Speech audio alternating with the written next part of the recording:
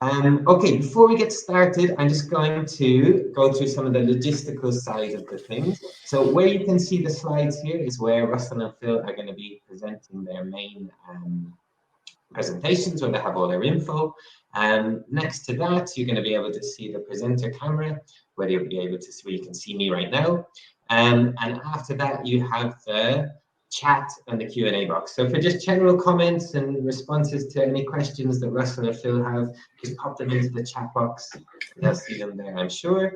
And if you have any specific questions that you'd like to ask about the content, you can pop them into the Q&A tab on the Q&A poll. That will give them a bit more importance, and we'll be able to deal with them later. Okay, great. So it sounds like nobody has any problems with the audio. Great to have seen so many of you from all over Spain. I could see someone from Canada connecting as well. So we've got an international audience here today, and that's fantastic because we've got some great speakers. So we're going to start off with Russell talking to us about digital competence in the language classroom. So I'm really pleased to have Russell here with us today. Russell's a multi-award-winning educational technologist and founder of teachertrainingvideos.com. So he received awards from the British Council Eltons, the Times, Higher, and the University of Westminster for his work in the use of ICT in education. Russell was previously a principal educational technologist at the University of Warwick and the University of Westminster. He currently works as a consultant on educational technology at King's College University London, and as an associate trainer at Nile, where he teaches on the MA program. And he runs courses on learning, and he's got a fantastic YouTube channel that you should really check out. It has more than 60,000 subscribers. So great to have you here today, Russell. Hi, good to see you. Yeah, fantastic. I'll hand over to you. I'm going to be here in the background. Some people saying the sound isn't great. Well, hopefully you can hear Russell. That's the main thing. I'll be in the background if anything goes wrong or you need anything, Russell. So over to you. Right, lovely, great. Lovely to see you all, guys. And so hopefully the sound is good. I've got a super duper microphone because I actually make videos, and I'm actually sitting in the studio where I create all the videos for teachertrainingvideos.com. Lovely to be doing a presentation to Spain. It's the country that I lived in for 11 years. And when I first came back to England, actually I was a Spanish teacher for a couple of years. My Spanish is getting a bit rusty now. I really need to come out and spend a bit more time in Spain. Can I ask you, everybody, just so that I get a bit of a feel for everyone, can you tell me what room you're sitting in? When we teach online, we're all sitting in different places. When we're doing online learning, we're not all in the classroom. So be really interested to see, just in the chat window, can you tell me where you're sitting? Are you in the kitchen? Are you in the bedroom? Are you in the classroom? Are you on the balcony? Where are you currently sitting? Could you just write in the chat window? Love to know that. All right, we got one. Sandra's in the bedroom, so that's a good start. Jimena is in the studio. Someone is in their kitchen. Living room. Someone's in their hotel. Okay, living room. Living room looks quite. Someone's in the spare bedroom. Someone else is in their hotel room. So we've got quite a few in the bedroom today. The bedroom's quite popular today. Right, okay. Studios. We've got a few in the studio, so I'm not the only one with studio then. Living room's terrace. Wow, yes. And it's a beautiful sun. That's good to read. Someone obviously still got good weather out there. A few in the dining room. And Maria Jesus is in the car. Maria, I hope you're not driving. Right, we've got someone's in the park. Okay, as you can see, it's not always conducive to language learning. Okay, and this is one of the problems that we have when we teach online, isn't it? And some of us are still doing that. Okay, can just ask you one more question, okay, just out of curiosity, and this might connect into my talk today. I'm going to try and make the talk really practical, so we're actually going to try and do some activities.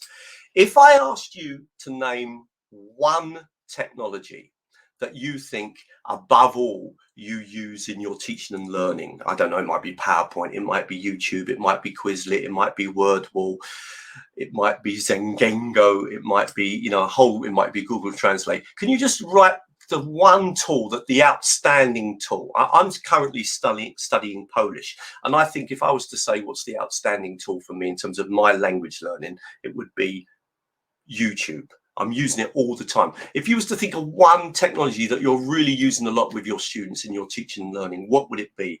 Okay, so we've got Kahoot, we've got Moodle, we've got PowerPoint.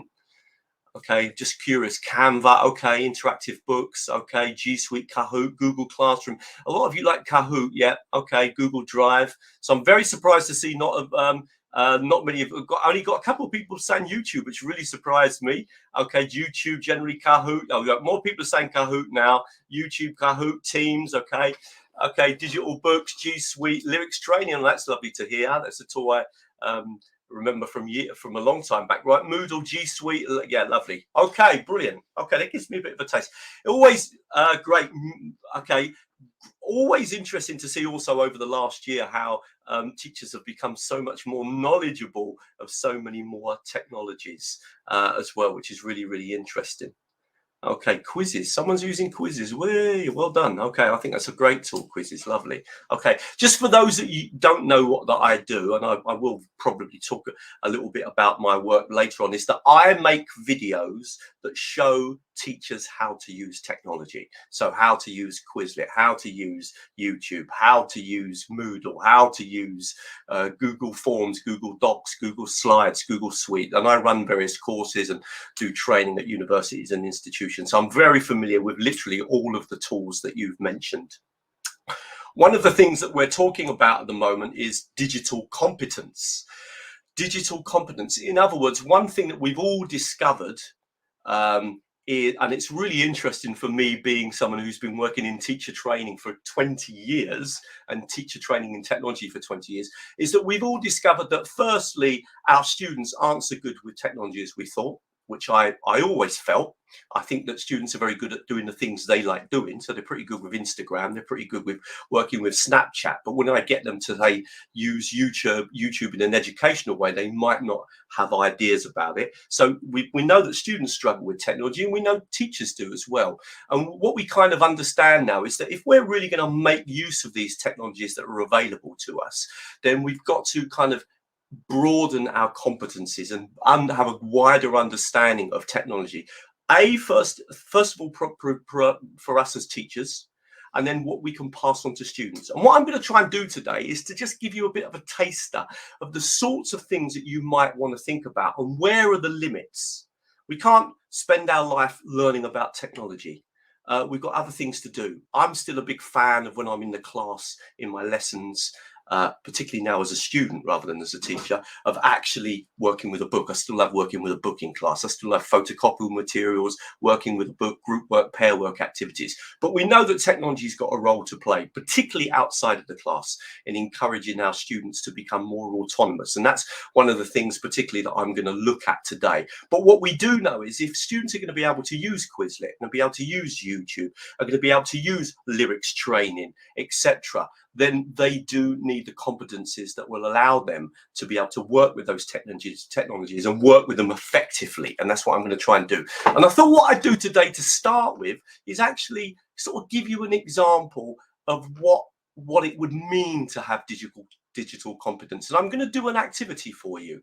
And I'm going to kind of, if I'm just going to jump over a couple of pages, what I'm going to do is I'm going to link this activity in to something from the book Energize. Okay, I'm not trying to promote any of the books or anything. I've just taken this as an example.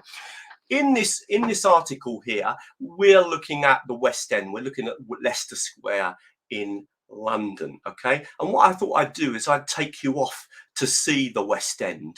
And the way that I'm going to do that is I'm going to do a screen share. So I'm just going to jump over here onto my screen share technology. I'm going to click on share screen. Hopefully I'm going to be sharing the screen now. And what I'm going to do is I'm going to jump off to Google Earth. Now, I don't know if many of you know Google Earth. Google Earth is a free tool. I use it all the time in my teaching and learning. And it's the sort of thing that I'm talking about in terms of digital competence, because if you know how to use this technology, and it's very simple, you can do incredible things with it, both as a student sorry, both as a teacher and as a student. And I'm going to do a little presentation, and then I'm going to do a little activity with you. So what I do is I click here on the search, and what I'm going to do, I was actually searching for it earlier on. I'm going to take you off to Leicester Square. That's around the West End in London. Okay, so I'm relating it to the article in the book, and off we go to the West End in London, and we zoom right in to Leicester Square. There we are, and there we are now in London, in Leicester Square, and you can see that I get this 3D view of London.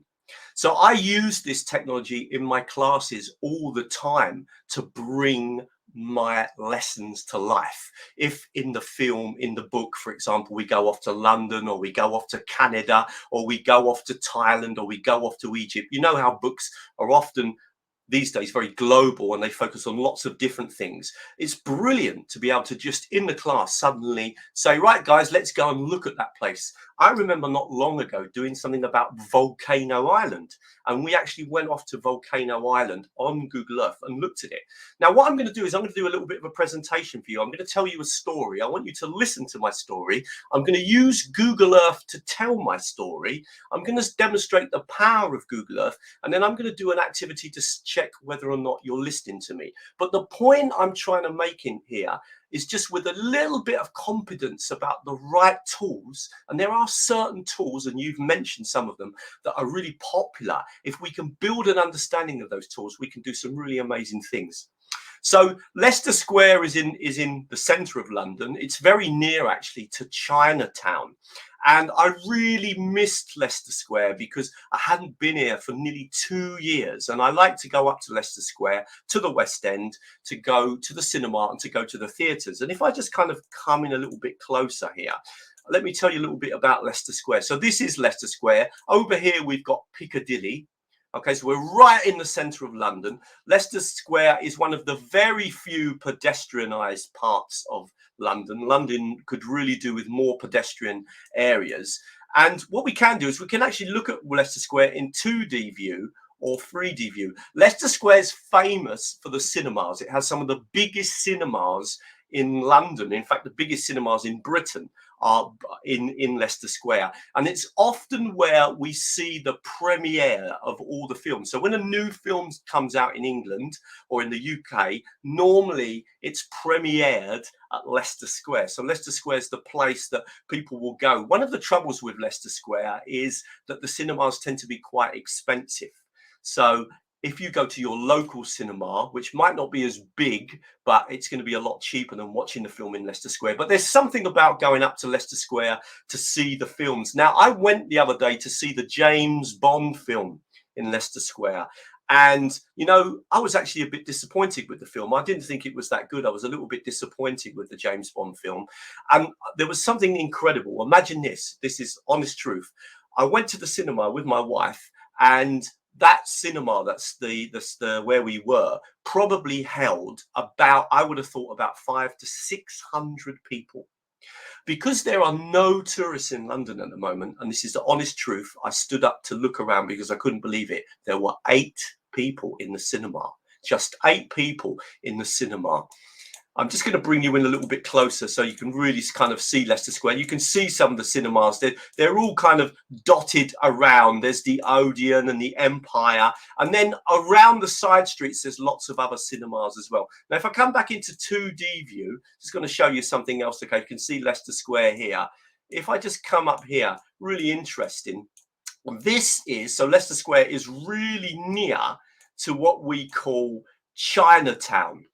And actually on New Year, when they celebrate the New Year in England, in the Chinese New Year, they actually celebrate the New Year in Leicester Square.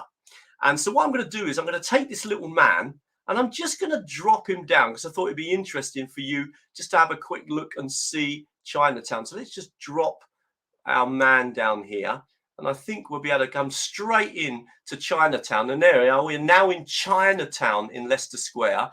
And you can see all of the restaurants, okay? And it's a great atmosphere, but there were people up in Chinatown the other day when I came down there. There's always this lovely bright entrance as well as you come in. So Leicester Square is just down here, and this is Chinatown.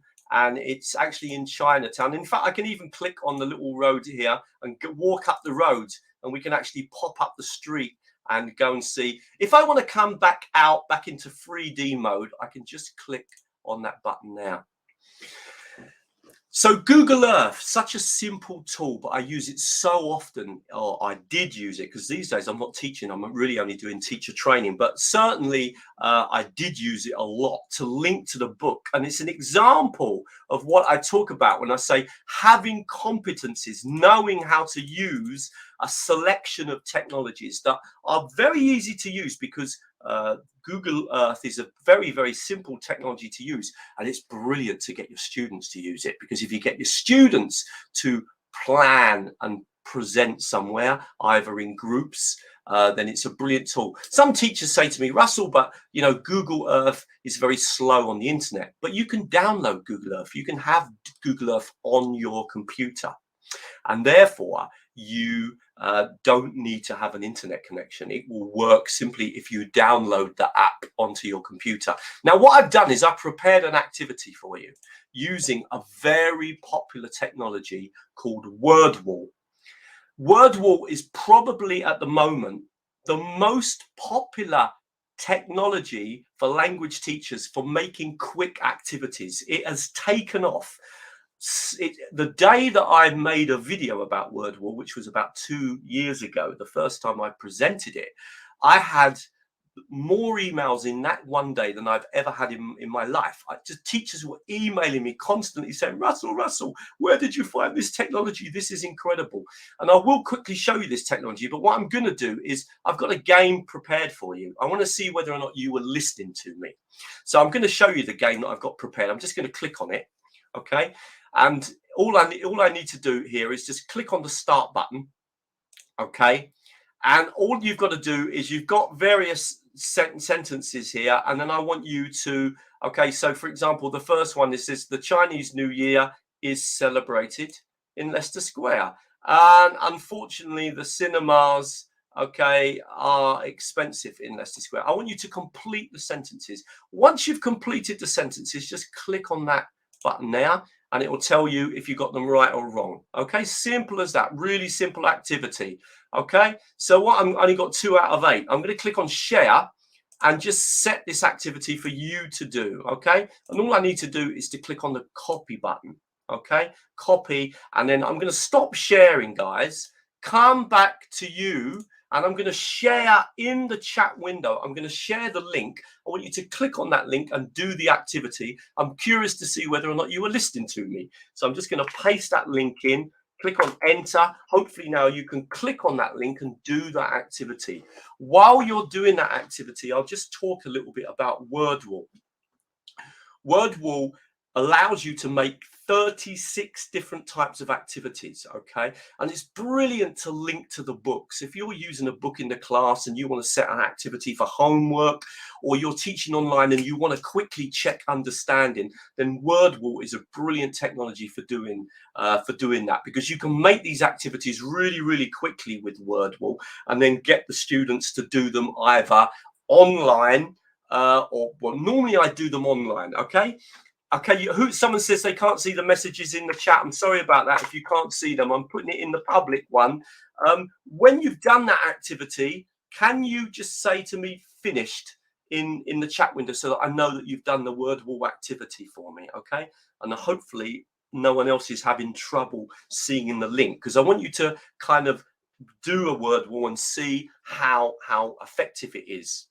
Wordwall has 36 games. Well done. Jose's the first to finish. Jose, how many did you get right? Okay, I'll be checking in a minute, because it gives me feedback on everyone's exercise and what they did. Okay, Wordwall, as I said, it's gone from in a couple of years from being a technology that hardly anyone knew to now being one of the most popular technologies with loads and loads of people. Well done. Someone got it all correct. So you were listening to me. I've just pasted the link in again, guys. Maybe if you're using a certain type of device, maybe the chat window isn't coming up. Obviously, I can't, for those people, I'm sorry. Yeah, someone got one wrong. I'll accept that. It means you were listening. Okay. Lovely. So I'm just going to give it a couple of minutes. Well done, Dolores. 8 out of 8. I'll be checking in a minute anyway, okay? It gives me instant feedback when I'm teaching online and I need to quickly check understanding. Wordwall is brilliant because I can do loads and loads of different types of activities with Wordwall, all really quickly.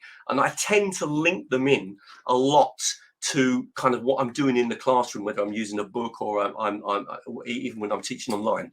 And Wordwall would be the type of technology that I would encourage you to learn. Why? Because you can use it so often.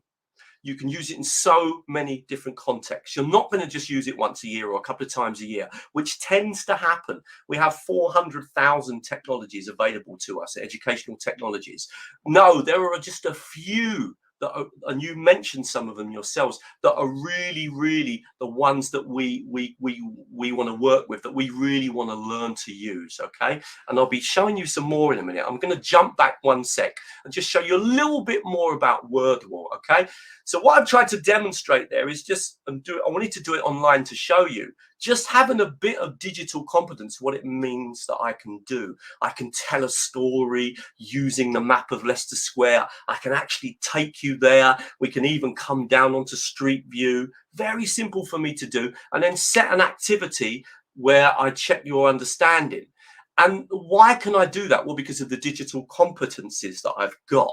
And I'm not arguing that you need to know loads and loads of things. No, my competencies focus around a small number of key technologies. And we're going to be looking at some of those today, okay? So that's the point I'm trying to make. When it comes to digital competence and Wordwall for students, they don't need to know much. It's really a tool that you need to know. I'm going to jump back now and just have a quick look. And I'll just show you a couple more things with it, okay? So I'm going to do another screen share.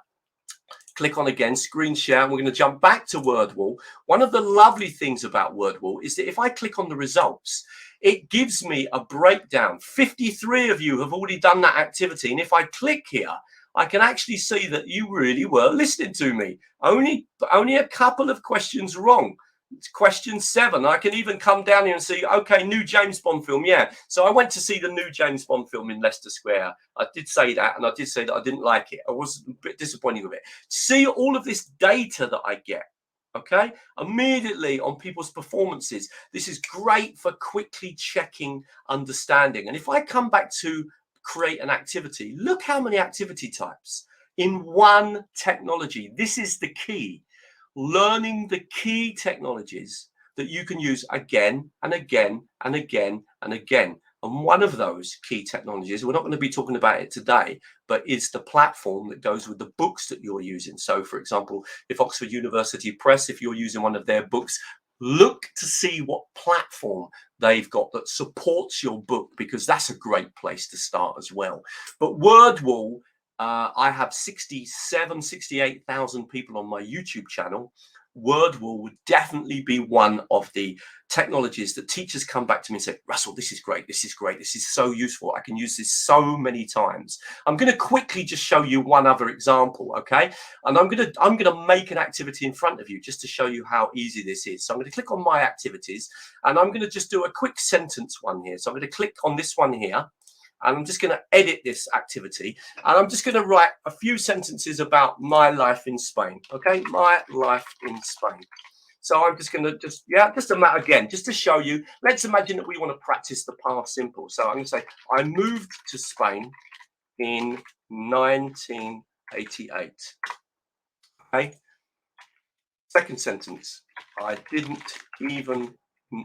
speak a word of Spanish. Third sentence, I better put a full stop because we're English teachers, we better do this correctly. Okay, I planned to live there for 2 years, but stayed for 11. Okay, so 3 little sentences about me. This is a lot, yeah. Okay, and I could of course write more sentences. All right, so again, I could link this to the book, I could link this to a text, I could link it to a video that we've done. And I'm going to just show you, that shows you how good life is in Spain, doesn't it? I planned to go for 2 years and stayed for 11. Anyway, I'm going to click on done. And Now what I'm going to do is I'm going to just quickly do this activity, and then I'm going to share the link so you can do it. Let me just show you. I mean, I made this activity in seconds. I literally just wrote the sentences. It's easy peasy lemon squeezy. If I click here now, what I need to do is, so I moved to Spain in 1988. Okay, I'm giving my age away when I say that, aren't I? So then it goes on to the next sentence. I didn't speak. Sorry, got that wrong. I didn't speak. Get that in. Word of Spanish. Okay, then it's going to go to the next sentence.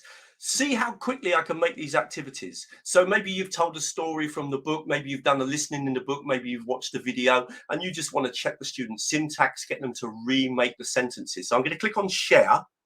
Okay, I'm going to click on the share button, and I'm going to share this with you. By the way, I'm going to give you a special handout at the end, okay, with all videos to show you how to use all of these technologies. Okay, obviously we're looking at digital competence, and I want you to learn to use these technologies. So I've prepared videos to show you how to use them all. Okay, so click on start. I'm going to copy that link. I'm going to stop sharing, guys. Come back again to the window, and I'm going to just paste that into the screen. All right, and again, same thing. You could just really quickly try and do that activity for me. Okay, just click on the link and just do that activity. Okay, so it's the second one, and the same thing. Can you, when you've done the activity, guys, can you just write in the window done, so that I know that you've finished?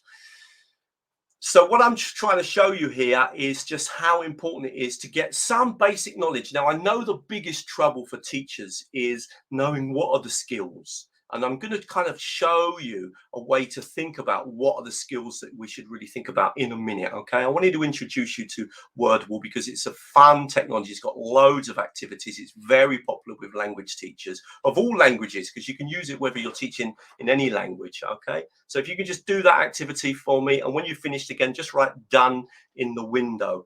Just to make a point, guys, if you were interested in using Wordwall, Google Earth, you don't have to worry. Remember, you can download Google Earth and use it for free. So no problem there at all. But if you want to work with Wordwall, I don't know what the price of it is, but you can use it for free for 5 games. So, but the good thing is you can then edit those games and use them again.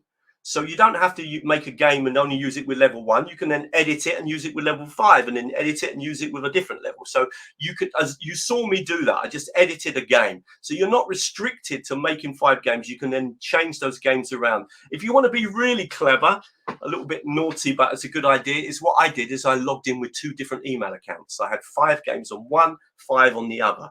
Finally, Wordwall contacted me and said, whoa, this is fantastic. We've seen your video about Wordwall. Thank you very much. And I've got a free account now. But for a long time, I had 2 accounts with 5 games on each one. And you can do it that way, okay?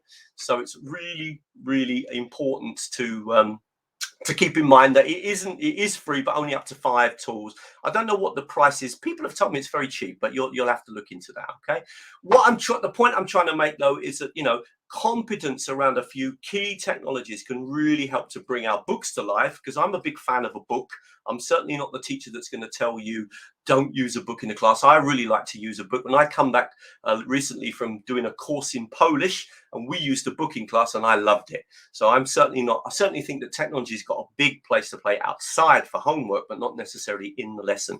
I can see you're all doing the activity. Okay, let's just quickly go back and have a quick look, and then we're going to move on and look at some more digital competencies. But I want to talk a little bit about them before I do that. All right, lovely. Thanks for giving me the feedback in the chat window. It really helps me to know when to push on with that activity. Okay, so I'm going to quickly jump back again. I'm going to do screen share, come back again onto that screen share, jump back again to our lovely Wordwall. If I click, as I said, on create an activity, look how many activities you've got. Okay, and if you want to get an indication of just how much I'm using it, look at my results. There's pages of them. I'm just using it all the time, loads and loads of different, and sometimes in huge teacher training sessions, 200, 500 people, and it works really, really well. And what I love is that you get this instant feedback I can just click on it and get instant feedback about how quickly the students took, what they did, etc. So it's great for that formative assessment, that quick checking of understanding. Remember, at the end of the session today, guys, I'm going to give you an email address. You email me and automatically you will be sent a handout with a video that will show you how to use Wordwall and also Google Earth, okay? Because we looked at Google Earth. Google Earth is also wonderful. This ability to go off, you know. One place I really miss in Spain is the Plaza de España. Let me just see if I can pick that one up in Spain, okay? Okay, I want actually Seville one. There it is, okay? Bluff, and off we go. We can just zoom off to Seville. So useful, okay? I used to go over to the Plaza de España all the time. I used to love walking in the park. So again, and I can just kind of move in, okay? And if I wanted to, I could get my little man and come down and drop onto the floor and actually come down, see this beautiful place. I've presented this many times to students when I've been telling them about where I live. I lived, sorry, not where I live, where I lived, okay? So absolutely fantastic.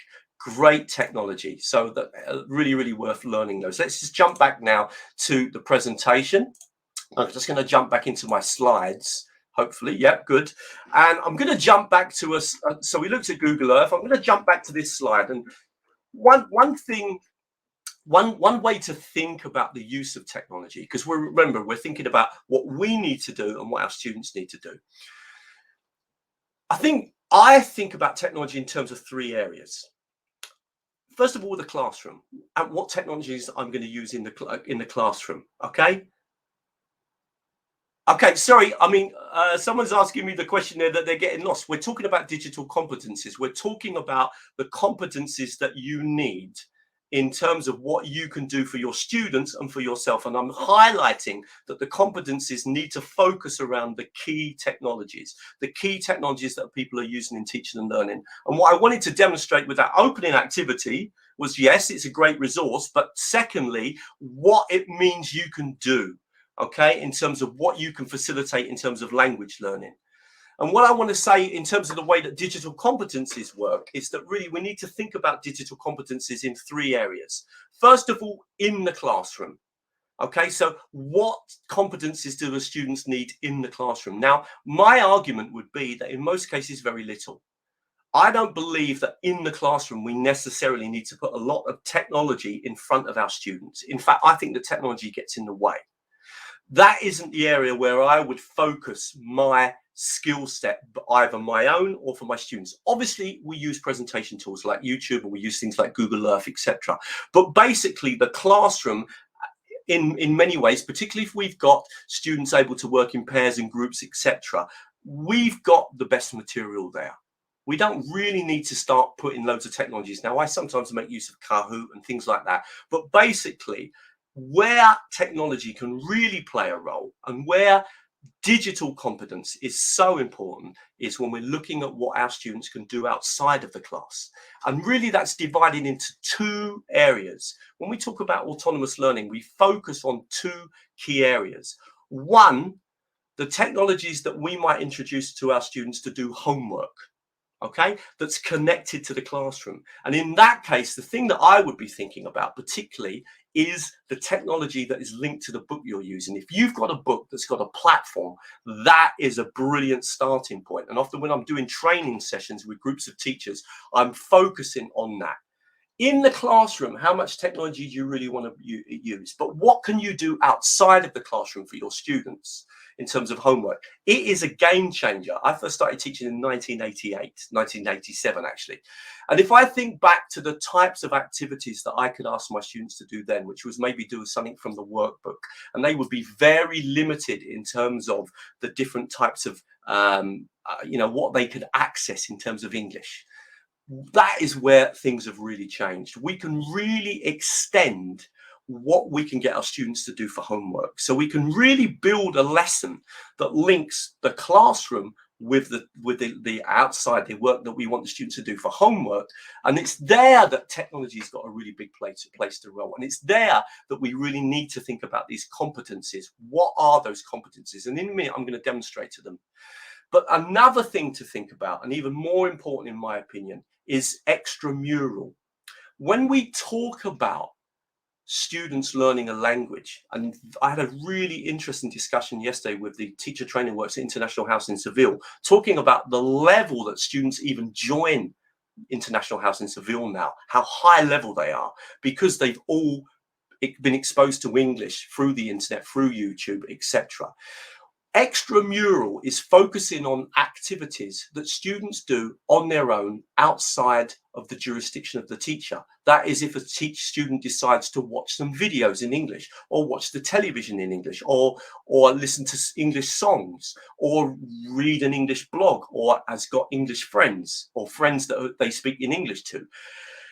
When we really look at language learning, it's the extramural activities. That is often the way that we learn a language. If you think back to your own experience of learning English, often it's not the time that you spend with your teacher. Yes, that helps, that gives you the base, but often it's what you do on your own as a language learner. And so what I'm saying to you is, one of the things to think about digital competence is to think about those technologies and those ideas, okay, those competencies that will encourage your students to study on their own. And I'm going to give you some examples of what I mean. So my focus would be on A, the homework, and B, that leading to students developing competencies that allow them to study on their own. I have a teacher in my Polish classes. The lessons are great.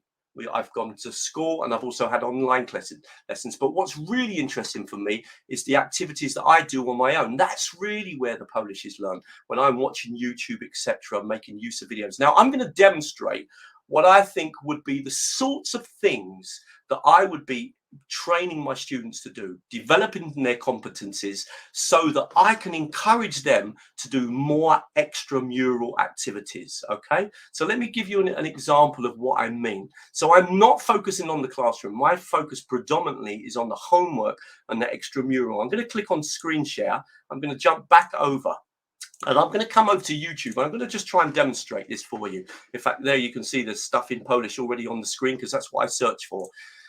I don't know if you know this stuff that I'm going to show you now. We all know that YouTube's very popular, and I'm going to just do a search on YouTube. And I'm going to choose English, shopping in English. Let's do shopping in English. Shopping in English.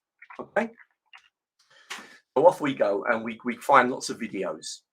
Now, did you know, for example, that you can click on filters, and you could say, right, I only want videos shopping in English, but that have only got subtitles, because subtitles can be really helpful. I mean, I use subtitles all the time when I study Polish, and I mean, I've studied a few languages and I find them really helpful. So I can search for actually videos that have got subtitles, and if I want to, I could even search for videos of a certain length. Okay, so let's say I could choose, videos between 4 minutes and 20 minutes, or 20 minutes. So I could click on one of these, and then only videos that are between 4 and 20 minutes would come along. So we've got all these videos here that have come up on the screen. Okay, and these have all got subtitles in them. I'm going to just click on one, just as a simple example. Okay, so I'm going to click on this one here, and then we've got an advert. We'll have to just let that advert play through. Okay, so I'll let video play through. I'm going to skip it now. So straight away you can see now that we got these subtitles on the screen. Now, did you know, for example, again, the type of thing that I would be showing my students that would help them to study, to do their homework, but also to study extramurally? Did you realize, for example, that you can click here and you get the transcript? So now you've got the transcript on the right hand side, because we've searched for videos that have only got subtitles. And do you realize now that I can also click on that transcript, and it will jump straight to that part of the video, so I can then play that particular part of the video. So I can jump around and play any part of the video using the transcript on the right hand side. Now, this is something I do in Polish all the time. I was doing this today, where I search for videos in Polish with subtitles, and then obviously search for generally quite short videos because my level's not that high. And then I'm making use of that ability. Now I'm going to take that even further. I could click here, and again, this is what I do in Polish, is I could click here and I could slow the speed of that down as well. So I got different speeds to play this video back. Again, I find this really useful. If I'm working in Polish and it's someone who's speaking quite quickly and I want to try and understand it, I often choose to slow the speed of the video down. So straight away, suddenly I'm giving my students the ability to search for more effectively for material on the internet that might support their learning, language, in other words, language videos with transcripts, etc. Now I'm going to take this even further. I'm hoping again that perhaps you're not aware of this. So these are what I'm trying to highlight, is these are the competencies that A, we need, and that B, we need to pass over to our students. And what I'm saying is these competencies have got to be around the key technologies that are really going to impact on teaching and learning. And where that impact is really going to take place is the type of technologies that are going to allow students to develop their extramural study skills. Eventually, language learning takes place outside of the classroom. It's the effort that the students make to listen to additional material, etc. So watch this. Just to give you an example. And I, again, do this all the time. I'm just going to grab that sentence there, okay? Let's imagine that I didn't know what that sentence was. Let's say I was a Spanish speaker. I could come over to Google Translate, all right? And you can see I've got it all set to Polish, but I'm going to just jump it over to Spanish now. And I'm going to just paste that in. I get a translation. Now, I know that sometimes these translations are not brilliant. That's something you're going to have to decide. My wife checks the Polish ones and says, Russell, they're pretty good. And I've been continually using it to learn Polish, to learn French, and even a little bit of Spanish these days, because my Spanish is getting really rusty. Watch this, though. What I can do is I can click on this button here and save that translation. And so if I click on my saved, it gives me a list of all the translations that I've been studying. And you can see here that I've got all these different translations. I'll delete that last one because that last one's in Spanish. In fact, I've already got my list here, Polish, English, Polish. You can see what I was doing today, okay, where I've been adding new words. If I want to delete a word, all I do is click on there. Now, one of the great things about Google Translate is also that I can hear the sentence being played, so I can listen to it. Okay, so now you can see that I've suddenly got this option to grab some text from YouTube, put it into here, and then save it. And then I get a lovely list, and this is my current list of Polish words that I'm studying. And notice I don't do one word. I tend to try to work with sentences. So these sentences have all come from things I've been listening to on YouTube. Now, did you know that you could do this? Watch this. So I've now got a list here of vocabulary, okay, and I could carry on getting more and more words and then adding them to this list. When I get to about 10 or 12, I click on this button here, and I'm going to turn those words into a Google sheet. I just click on this button here, and it will produce for me a Google sheet, hopefully. There it is. So now what I've got is I've got the word in Polish and the word in English. Okay, now what I'm going to do is I'm just going to copy those words. Copy them really simply. Going to copy those words. So just copy. So I've got the Spanish and the English. Oh, sorry, Spanish. Sorry. The Polish and the English. Okay, so these are actually the words that I'm currently wanting to study. These are the words that have come out of my lesson from today. Now what I'm going to do is I'm going to jump over to Quizlet. And I'm going to create a new set of cards in Quizlet. Okay, so many of you will be fans of Quizlet. I continually use Quizlet. I'm going to click on Create. I'm going to click on Study Set. And now all I'm going to do, because I've got those words, I can actually put here, I normally put the date. So I'm going to write the 20th September, okay, 2021. And then I'm going to just come import those words. I'm going to paste those words in. And straight away, I've now got myself a complete new set of cards in Quizlet that I can start to work with. So I'm going to click on import. Everything's done for me. I don't have to create the cards. I've got the sentence in Polish, the sentences in English. And now what I can do is I can start to actually play the games. I can start to actually use these. So I could click on flashcards, for example, in Quizlet.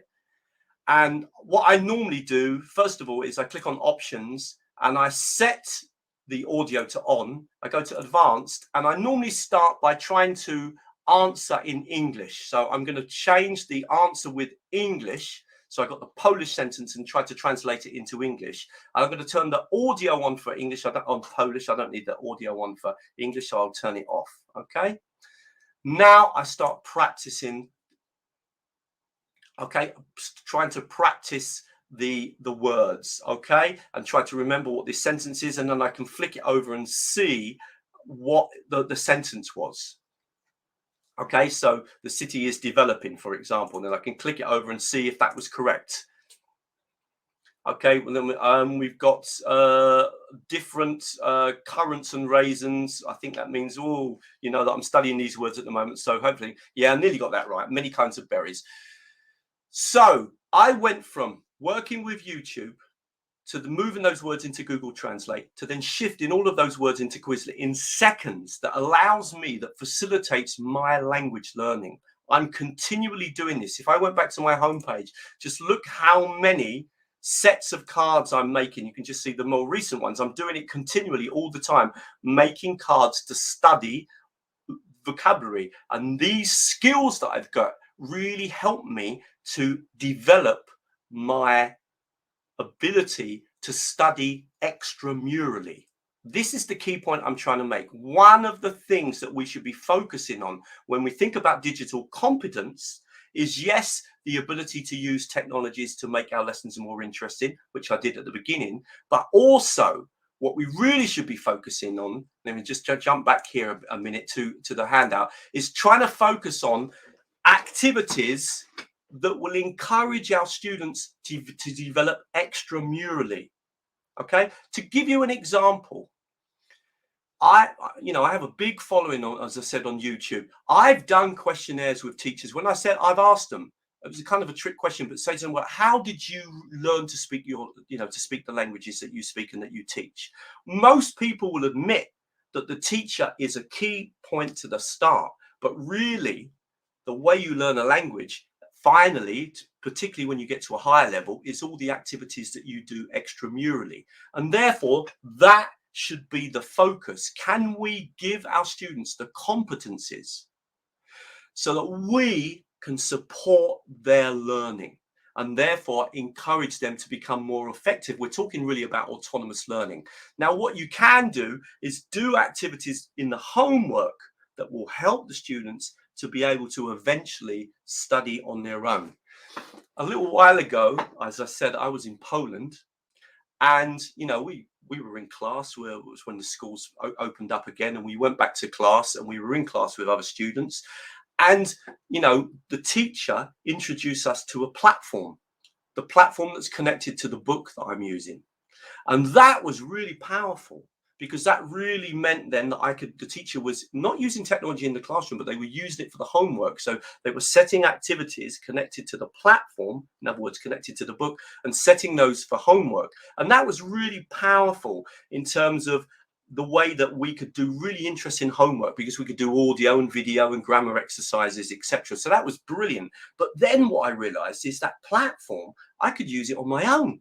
I could start working with that platform on my own. I had access to the platform. So it went from homework to extramural. I started using it on my own. It's exactly the same with the things that I'm showing you here. If we introduce these types of ideas to our students, working with YouTube, working with it alone, searching effectively for subtitles, learning to extract the language, slow the videos down, find the right videos, bring that language into Google Translate, shift it, keep a list of all the words you want, then bring those words into Quizlet so you can play games and activities with them.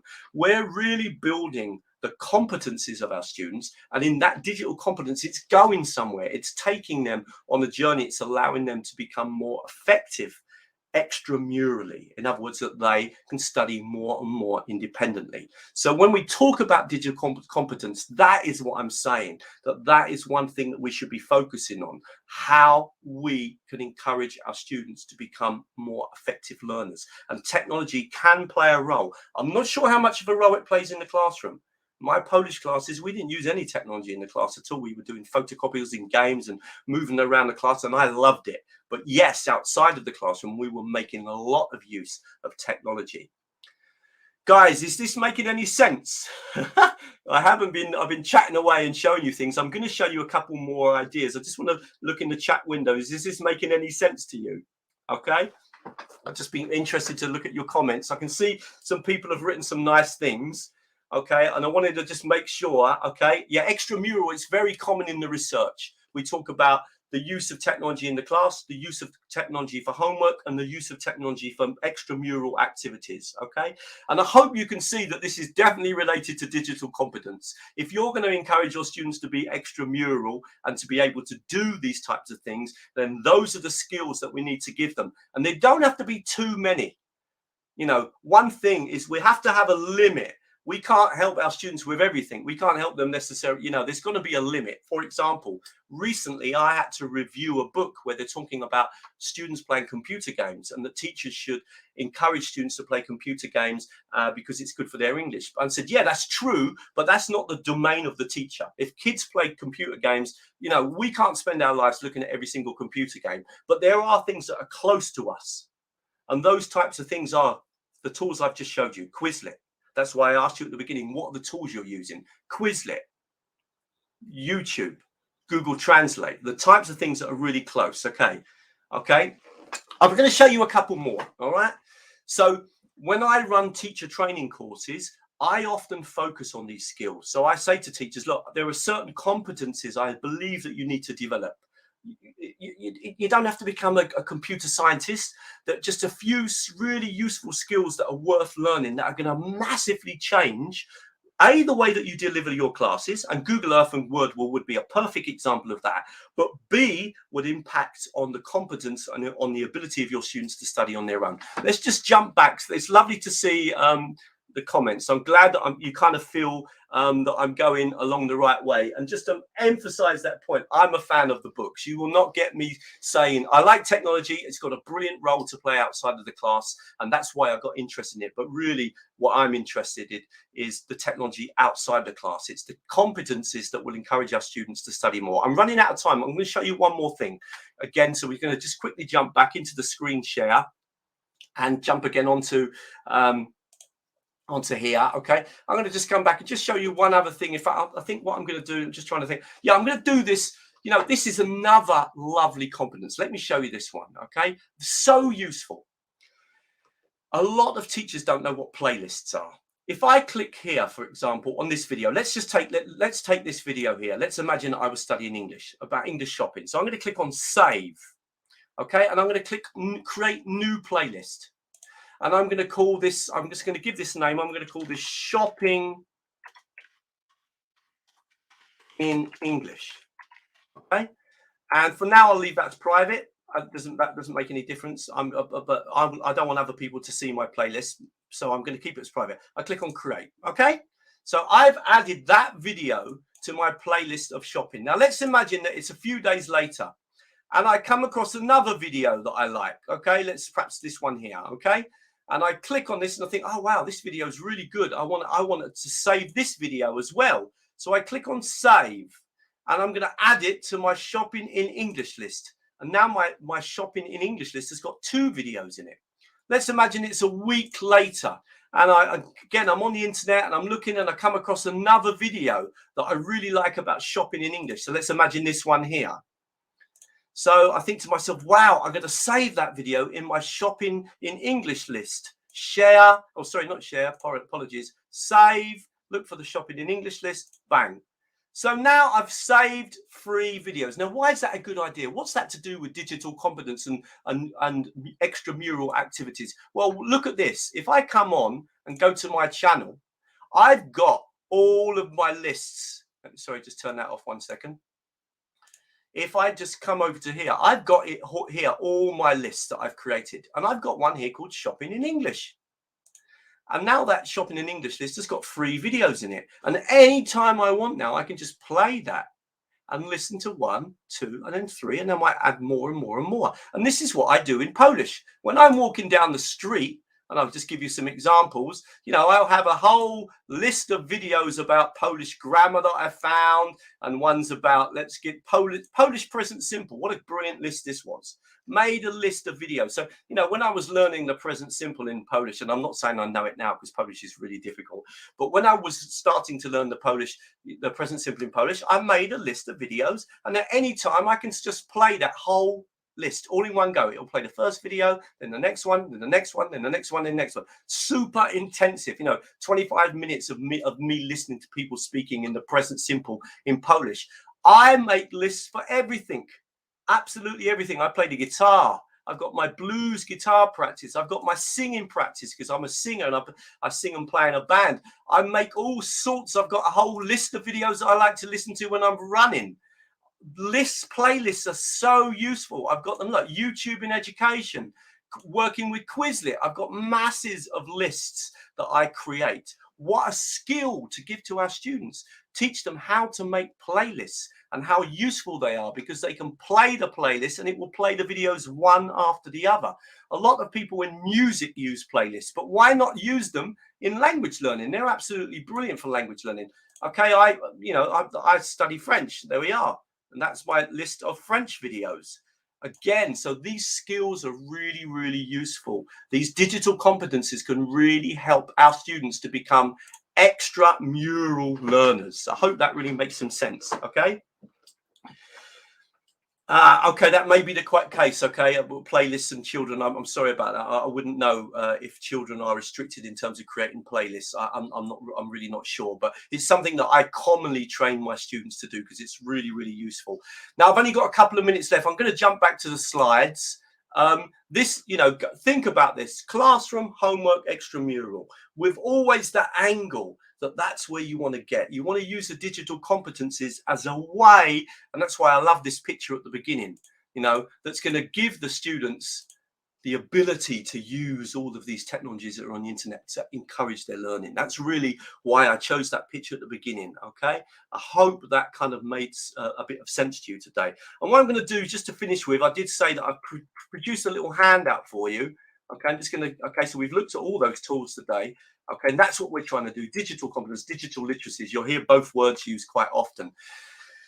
I've got a special handout for you. All you need to do is email me. This is not my personal account. This is a system that will send you the handout with a video to show you how to use Wordwall, a video to show you how to use Google Earth, a video to show you about you working with YouTube and how to encourage your students to be more autonomous. All you need to do is email russellhandout@gmail.com.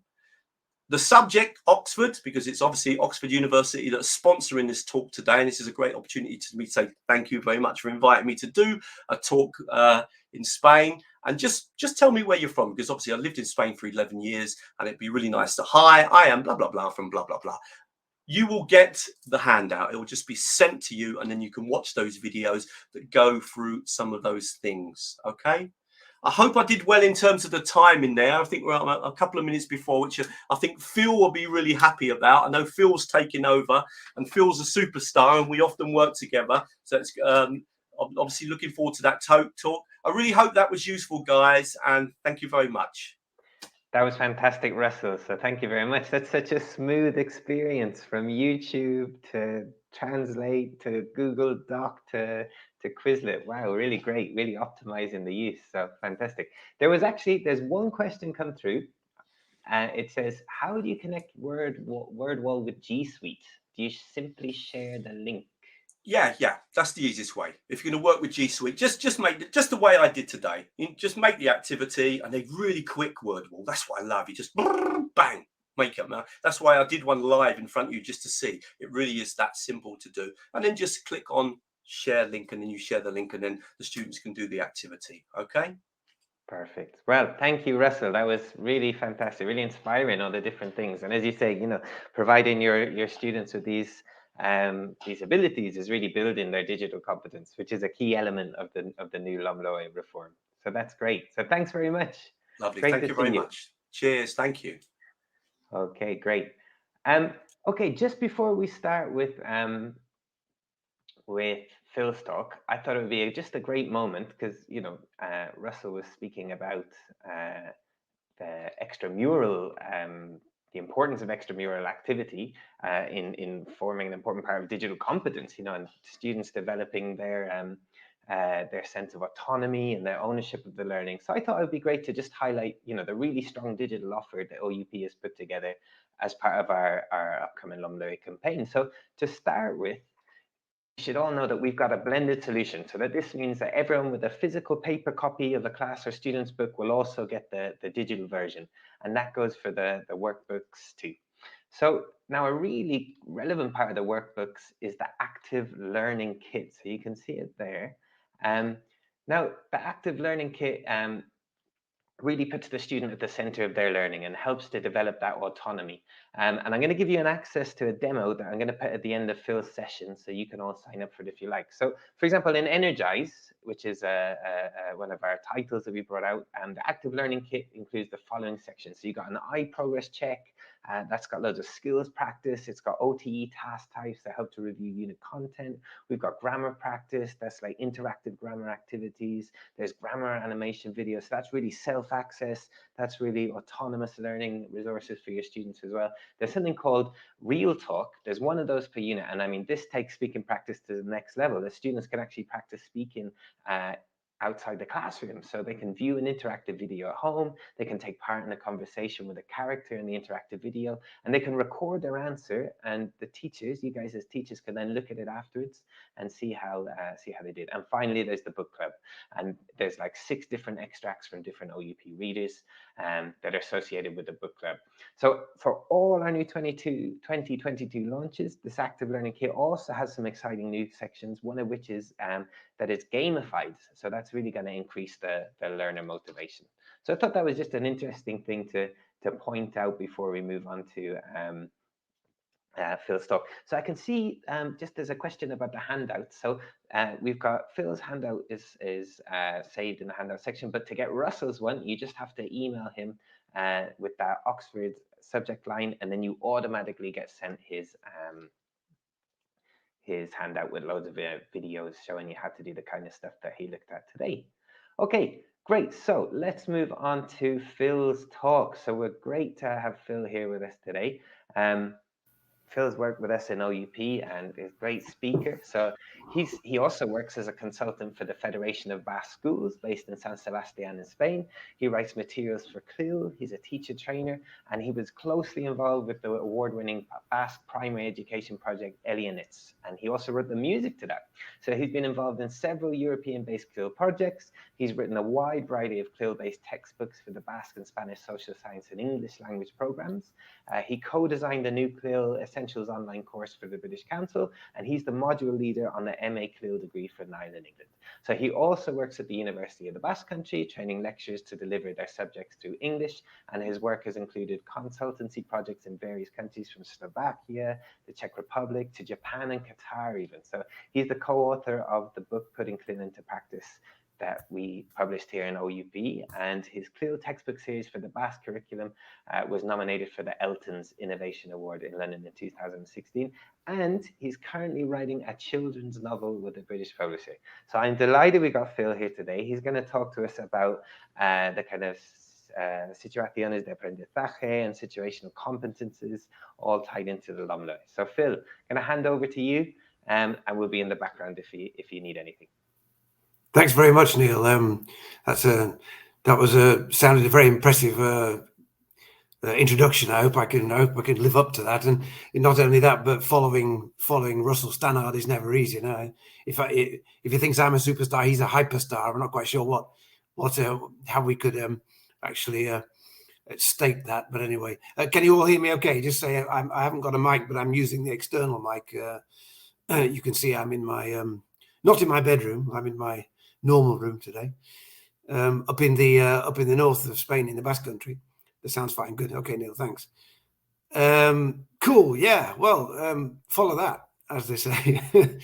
I didn't realize, I had no idea that you could do so many things with YouTube. It's just that's inspired me to do some stuff after this with my guitar. I'm going to talk about guitars today because we're going to talk about competences in various ways. And I think that what Russell was talking about, there's going to be very useful to help me a little bit. I can't promise to be quite so interactive. I'll be a bit interactive. Perhaps that's the nature of the of this particular talk and the nature of Russell's, I suppose. But I'll try hard to entertain you. It's getting late in the evening, and the sun is beginning to fade here in San Sebastian, in the Nosti, up in the Basque Country, where I've lived for a long time. I've lived here for 30 years, and that's part of the reason, I suppose, why I'm talking to you today, because this is a fertile ground, if you like, certainly for bilingual or CLIL practice, or let's say multilingual practice, because of course this is a bilingual community anyway, with Spanish and Euskera. So when I came here in 1991, I coincided with the previous reforma, the PSOE reforma, and I just fell into teacher training here very quickly because of the need for trainers. So I was kind of lucky, I suppose. I turned up at the right time. But anyway, one has to show competencies, as Russell said, to extramurally to continue in all this. And so I don't know. I like that extramural fact, that a point that Russell was making, and I'll come back to that maybe a little bit later in the talk. It says situational competences in language. It sounds a bit posh. No, it sounds a bit scary. Well, I don't want to scare anybody, and I don't think the function of the new reforma, the Lomloe, which is of course a modification of the previous 2016 reform here, is meant to scare anybody. And what I think actually, and why in a sense I'm happy to do this talk, is because I think it's going to improve the situation in the classroom. Reforms are always a bit of a problem, because we have to change the description of our objectives. We have to change the description of the curriculum. Reforms are difficult for publishers as well, especially if they take place very quickly, and everybody has to kind of keep up. But I think that this reform is very special, and I'm going to talk about it a little bit, and certainly in terms of this title, which I've been working in up here in the Basque Country probably since about 2012, working in a competence framework. Okay. There we go. There's Andoretta Beach in the Nosti. Situations and competencies go together. Just to begin with here, what's interesting is that you can have a situation and not necessarily need a competence, but if you want a competence, you have to have a situation. Right? I'll say that again. If you've got a situation, an educational situation, for example, or a normal situation outside of extramurally, then you don't necessarily need to demonstrate a competence. But if you're going to demonstrate a competence, as we'll see in a moment, then you do need a situation. And I guess I'll come back to what Russell was talking about, but I'm going to elaborate a little bit on that today. Okay. These are the things I'll try to talk about if you stay with me. So language teachers now in 2021, what's going on? What's going to be required of language teachers in this, certainly in this new competence framework? What is a situation? What is a competence? Good question. And how will this or these things improve, language education and our day-to-day in the classroom in Spain? And if not everybody here is from Spain, so somebody's from Canada, I think. If you're from other places, please just remind me on the chat where you're from. And I don't want to be exclusively talking about it, but of course I'm going to talk about the particular Spanish reform, but I'm going to talk about competencies in general anyway. So voila. I'll give you a quotation here from Mohan, which he said a long time ago. I'll let you read it yourselves. I'm sure you're competent enough to read that.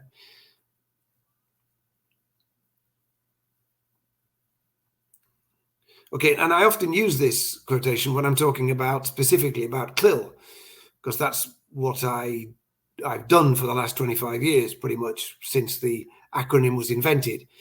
And I use it for CLIL, but I think we can also use it for what we're talking about today. Because the problem is that if you want to work in a competence framework, and if we're obliged to work in a competence framework, then what happens is that the content that we use in our language classes is going to change. And it's going to change in two senses. Now, in the one sense, it's going to change because it's going to be more interdisciplinary.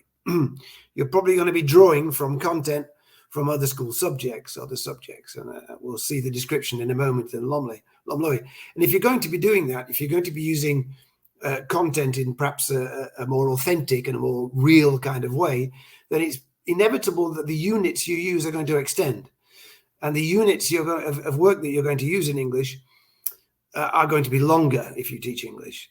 Longer than, let's say, a conventional textbook, which probably has 3 or 4 pages per chapter and which is designed to last in the maximum 2 weeks, maybe 6 hours of class time. There's nothing wrong with that. But I think we're going to find that in a situational competence framework, we're going to need to extend the content. Why? Because we need the content to be real, and we want to go a little bit more deeply into it, as far as we can anyway, as English teachers. So Mohan's quote is useful there, I think, for considering this double take. If you incorporate, let's say, real content, and that's a word that the Lomloe uses, then what happens to subject teachers, if you're a subject teacher, maybe you're not a language teacher tonight, you might not be. If you're not, then what I say is that you're doing LEST. So language enhanced subject teaching. I'll say that again. No? You become more language aware. And so the physics teacher in Madrid teaching physics through English is using language enhanced subject teaching. Okay, enhanced meaning improved. And if you're a language teacher, which the majority of you are, I believe, then what you're doing is CELTing or CELTA, your content enhanced language teaching. Yeah? So content enhanced, and it's an interesting perspective on both jobs, if you like. But I think again, if we're trying to encourage an interdisciplinary approach, then these two things are worth considering. I've invented the acronyms, but please use them as you wish. We don't want too many, do we? This was a picture. This was a picture from Magisterio here in the Rosti, and I asked the teachers after a CLIL unit to say what they draw a picture that they felt might represent a CLIL teacher, and this was the picture that one of the women came out with. I like it very much, and of course it's obvious what she means, that the CLIL teacher here is in the middle, the amphibian teacher, if you like, gets to use content but gets to use language as well, whereas the subject teachers perhaps are not quite so focused. They're quite happy. The rat or the mouse and the fish are quite happy, but they're sort of, if you like, more monothematic, let's say, in their teaching. And again, I'd like to extend this. I'm not talking about CLIL necessarily tonight, but I think that if you've been doing any CLIL, then you're halfway there. You're halfway to a competence framework anyway. CLIL and competences go together; they go hand in hand. And certainly, working in CLIL has helped me understand much better the marco competencial, the competence framework that is being introduced now, I think, by the Lomloe. I think it represents what I would call whoops, let's just go back there.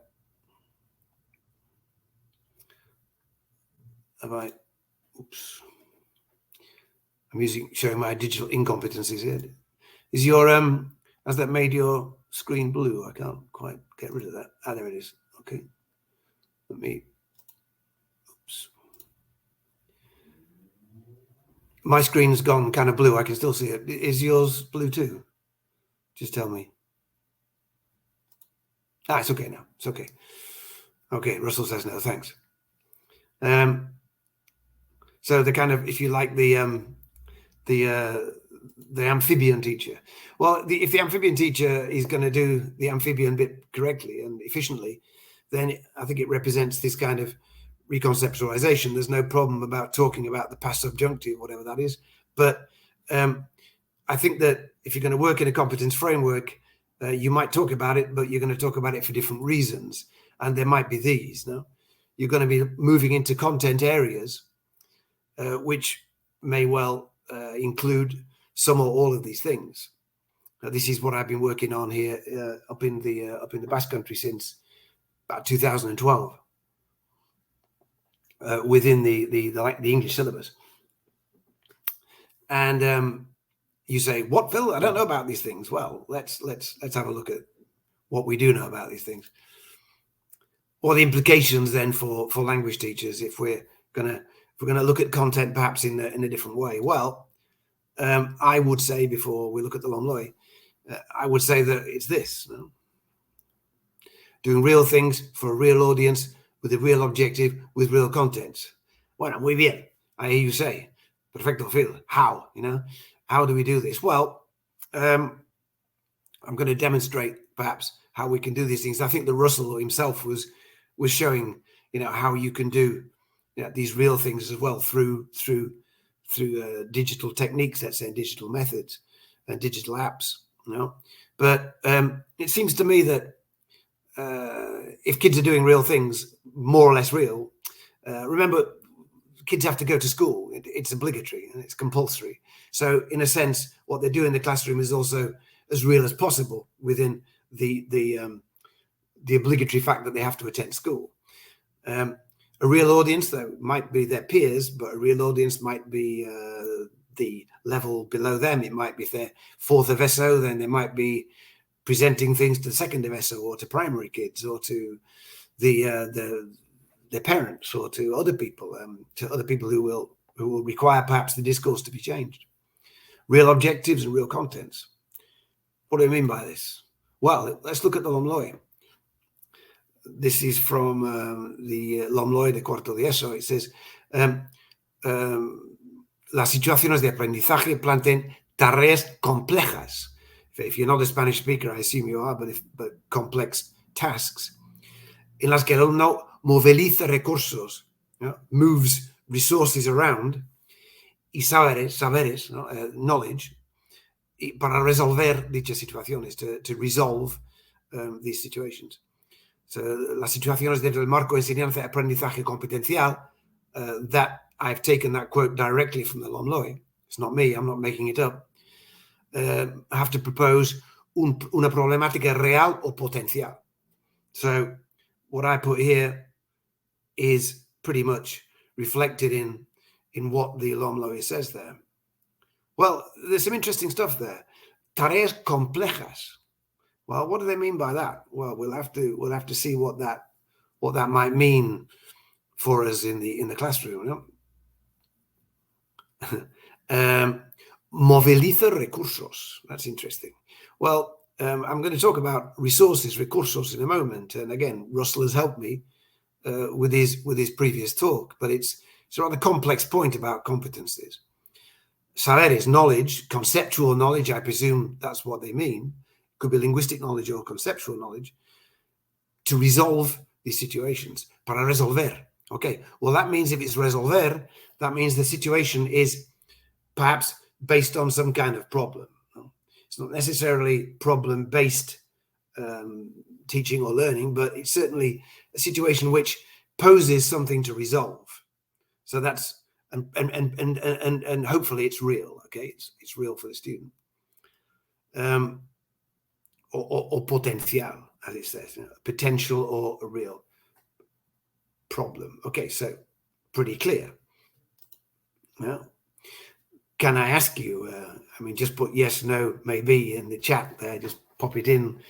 But does your current language teaching respond to these demands? Do you do language classes now which respond to these demands? If you say no, it's not a problem. I wouldn't. If you say yes, then I'll be very happy. Okay. As you write those in the chat, I'll just have a look. Have no shame. Laura says yes. Good. Well done, Laura. Anna says yes. Maria Tude says, at least I tried, Teresa says. Christina says yes. Okay. Well, I can go home then. We can all go home. Marco says, I try. Boys. Okay. I give it a try. Not always. Some tasks, yes, but they might not have a continuum. Sometimes. Okay. Okay. That's okay.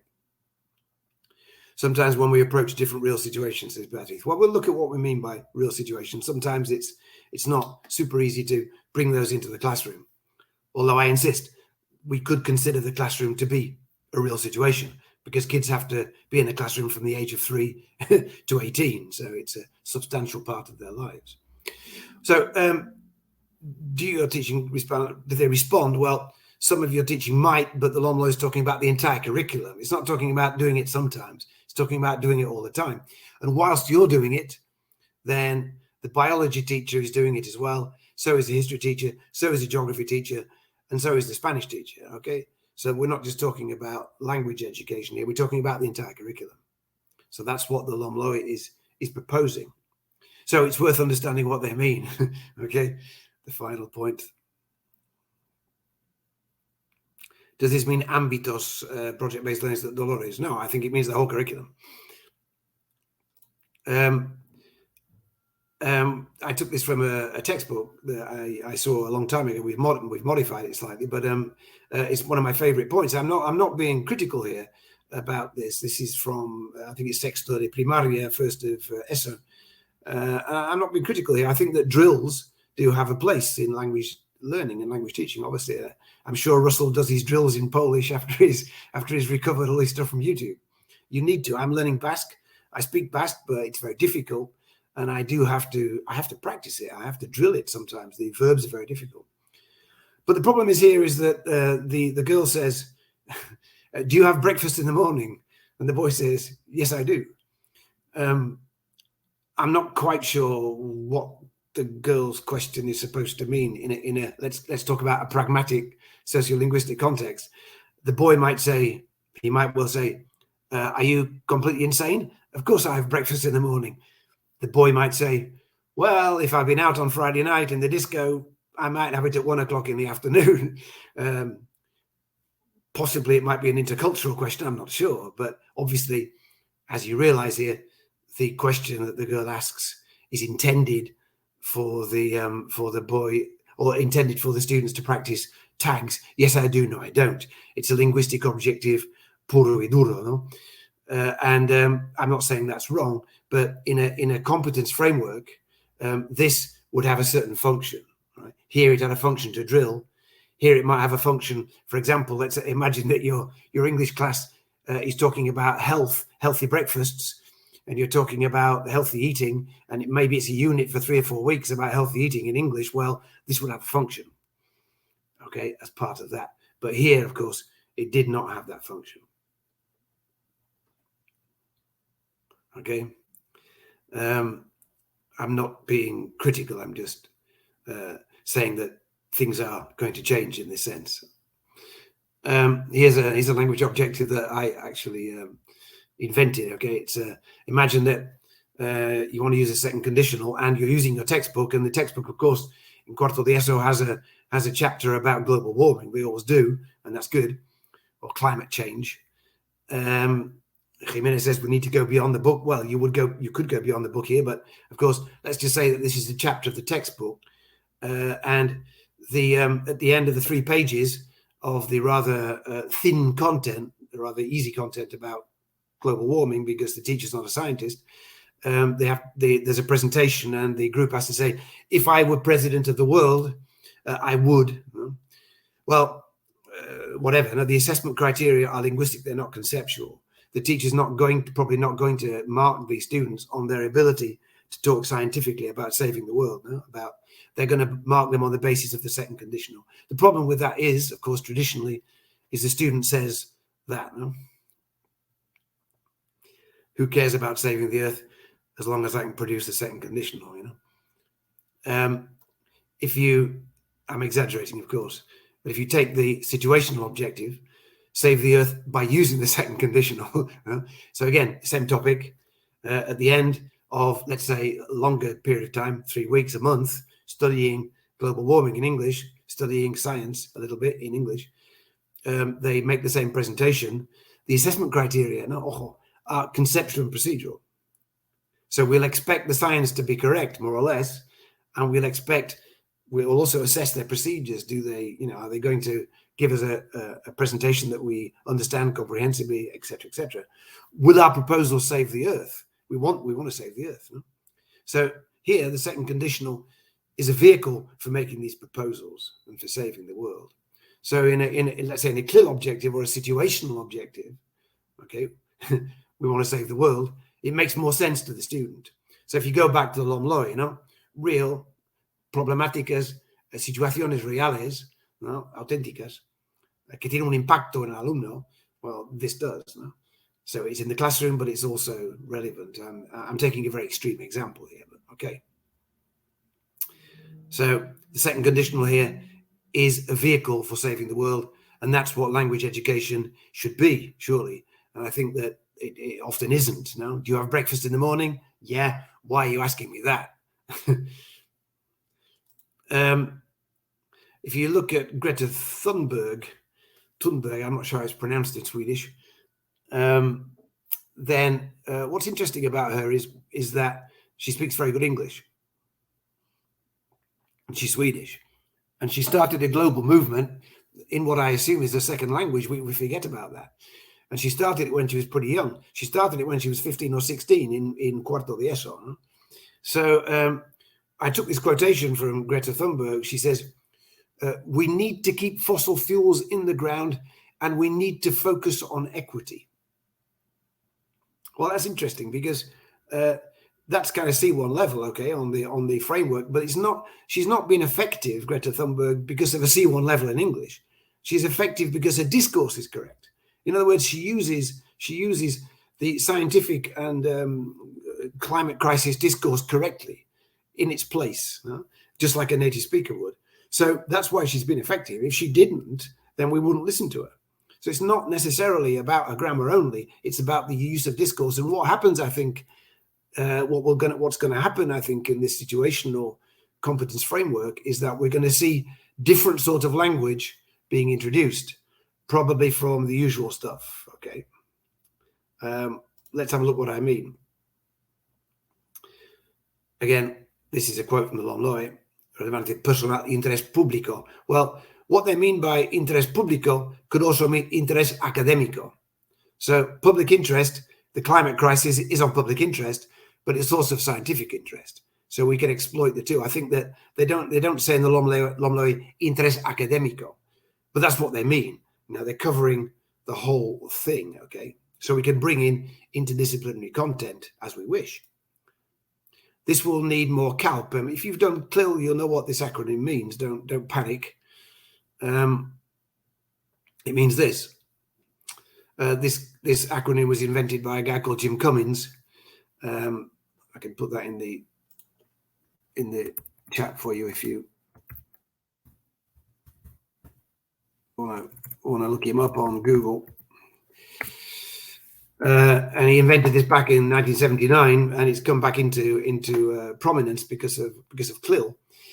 And what he means is that if you look at specific CALP, academic language, then photosynthesis, hypotenuse, and Keynesian. What's interesting about those three specific words, you know where they come from, what disciplines they come from.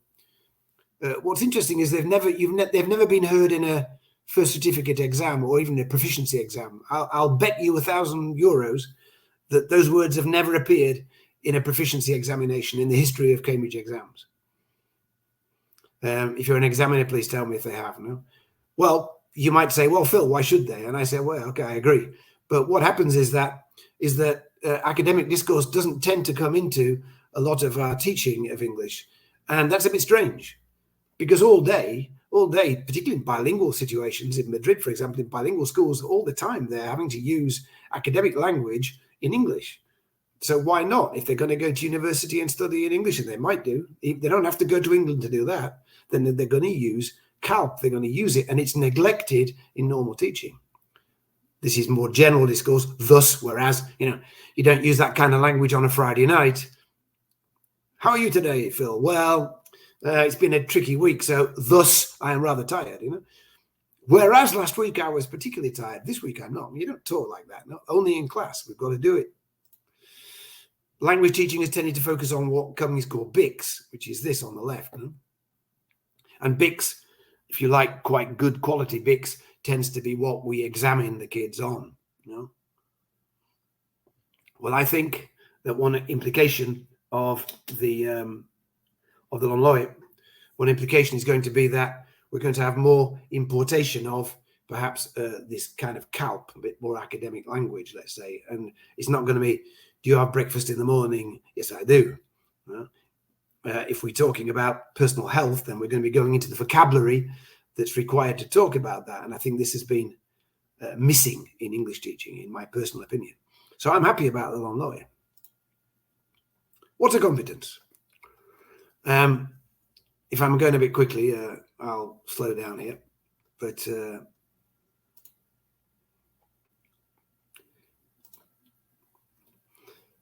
let's look at what we mean by competence, because Russell used the word.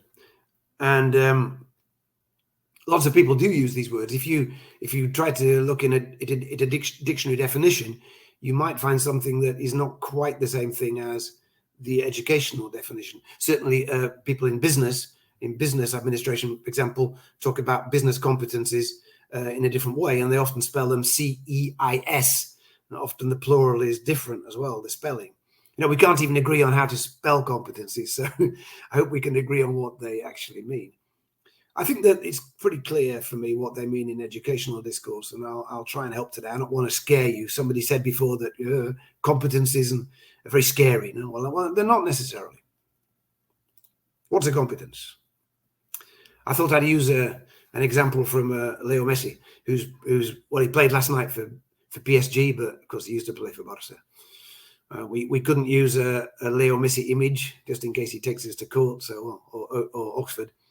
But anyway, you get the point. Well, we know Leo Messi has lots of skills. He's a fantastic footballer. He's probably the best footballer that we've ever seen on this planet. Yeah, he's certainly the best I've ever seen. So we know he's got lots of skills, footballing skills. But what's interesting is that he doesn't necessarily have the competences required to perform. Well, we know he does, because he's the most famous footballer in the world and he's been playing since he was a kid. We know he can perform, but in many cases, lots of footballers that we never get to see them because they were very good. Perhaps they were as good as Messi, but they didn't know how to apply it. So it's the same thing that Russell was talking about making students autonomous and extramural so they can perform outside of the classroom. It's not the classroom where everything happens, as he quite rightly said. Well, you can play football in the park, you can play football on the beach, but can you perform, in a situation where you might be assessed, let's say, when you go for a trial, are you any good? You can do keepy uppers on the beach, but can you do them in a situation where you have to perform? So this is the distinction between skills and a competence. Skills for me are resources of a competence. So skills and knowledge for Leo Messi are transferred into these competence when he played for PSG last night and scored 2 goals. I can play guitar quite well. I won't play for you now. It's in the background there, my guitar. I've been playing guitar for 40 years or more, actually. But can I use those skills to perform outside the bedroom context? Well, if I don't want to do that, then no pasa nada. I play in my bedroom, and the only person who gets to hear me are my children and perhaps the neighbor upstairs. The neighbor upstairs does hear me sometimes, but he's very happy with my guitar playing. But if I want to perform outside of that, then it's a different thing. It's very different. Can I transfer the skills into a performance situation? And lots of people can't. There's the famous joke in English about people who sing in the shower. No, a cantar en la ducha. Y sueno fantástico. But when I sing in live, do I sound like I do in the shower? No? Sting, the singer for the Police, I once heard a fantastic description of Sting. It said, Sting sings like everybody thinks they sing in the shower. Sting sings like everybody thinks they sing in the shower. It's very good. All right. Sting is a competent singer. He can do it in the shower, and he can do it in the studio, and he can do it live. So for me, skills are a subset, you know, of competencies. They're un recurso. So when we talk about resources and skills and knowledge, we're talking about those underneath competencies. They, if you like, are used in order to demonstrate a competence. Okay, so far. Maria says a competency. Yeah, I mean, I think that people use that synonymously.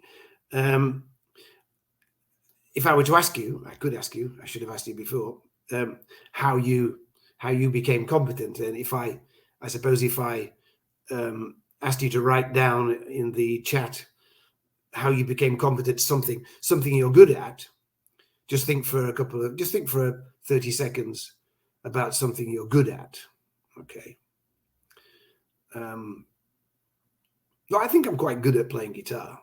You know, I'm not Jimi Hendrix, but I'm not bad. You know. Then I think that pretty much my guitar competence, because I have performed in public, has been brought about by these things. It's been brought about by doing.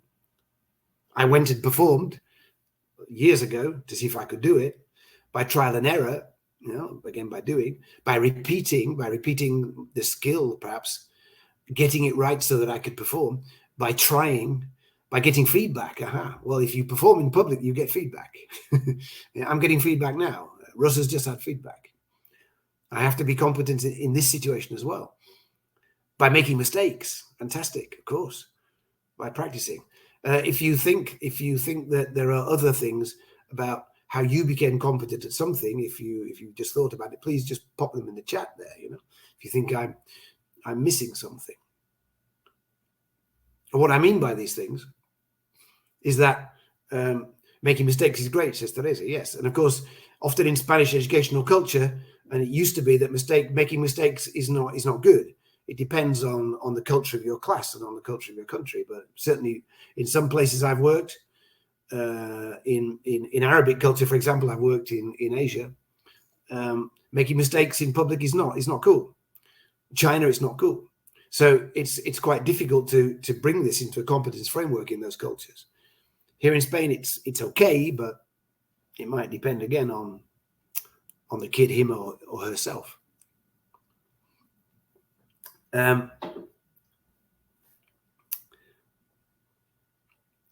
Okay, just give you time. Laura says I'm competent talking Spanish. Well, whatever. But Laura, if I have to be competent in talking in Spanish, then I have to do it now. No? I have to use it in a way that doesn't confuse, and I have to use it at the right time. This is an English presentation, so I wouldn't want to be speaking too much Spanish. So I've got to be careful how I use it. So that requires me to do it competently. Okay, it's not simply that I can speak Spanish. I've been speaking Spanish for 40 years. No tengo problema en español. Pero am I using it appropriately in this performance? Okay, that's what I mean. By listening and understanding lyrics of songs, says Carmen. Yeah. I mean, that would be part of the resources, no, los recursos that I would need to become a performer. Well, again, if we translate this into active learning, again, which is a phrase which is used a lot in competence frameworks, then again, we would talk about in our English class, there's a lot of doing, you know, and not a lot of talking. There's a lot of moving around, which Russell said about his classes in Poland. Lots of moving around. He liked that. So do I. By talking, but that means that the learners are talking. By working in pairs and groups, we take this for granted now. I hope that's obvious. By participating. Another word perhaps we could use there is by intervening, you know, intervención. I like the word intervention for students. No? It's an active intervention. By engaging cognitively and by problem solving. So again, these things are implicit in what the Lomloe are saying in their descriptions. And the description in the Lomloe is very good. I've seen the draft and I like it. It's much better than the description in 2016. It's changed. And again, I'll come on to it. Imitating a model, says Christina. Yes, that's absolutely true. I hope someone would say that. Obviously, I think to become competent, you need models.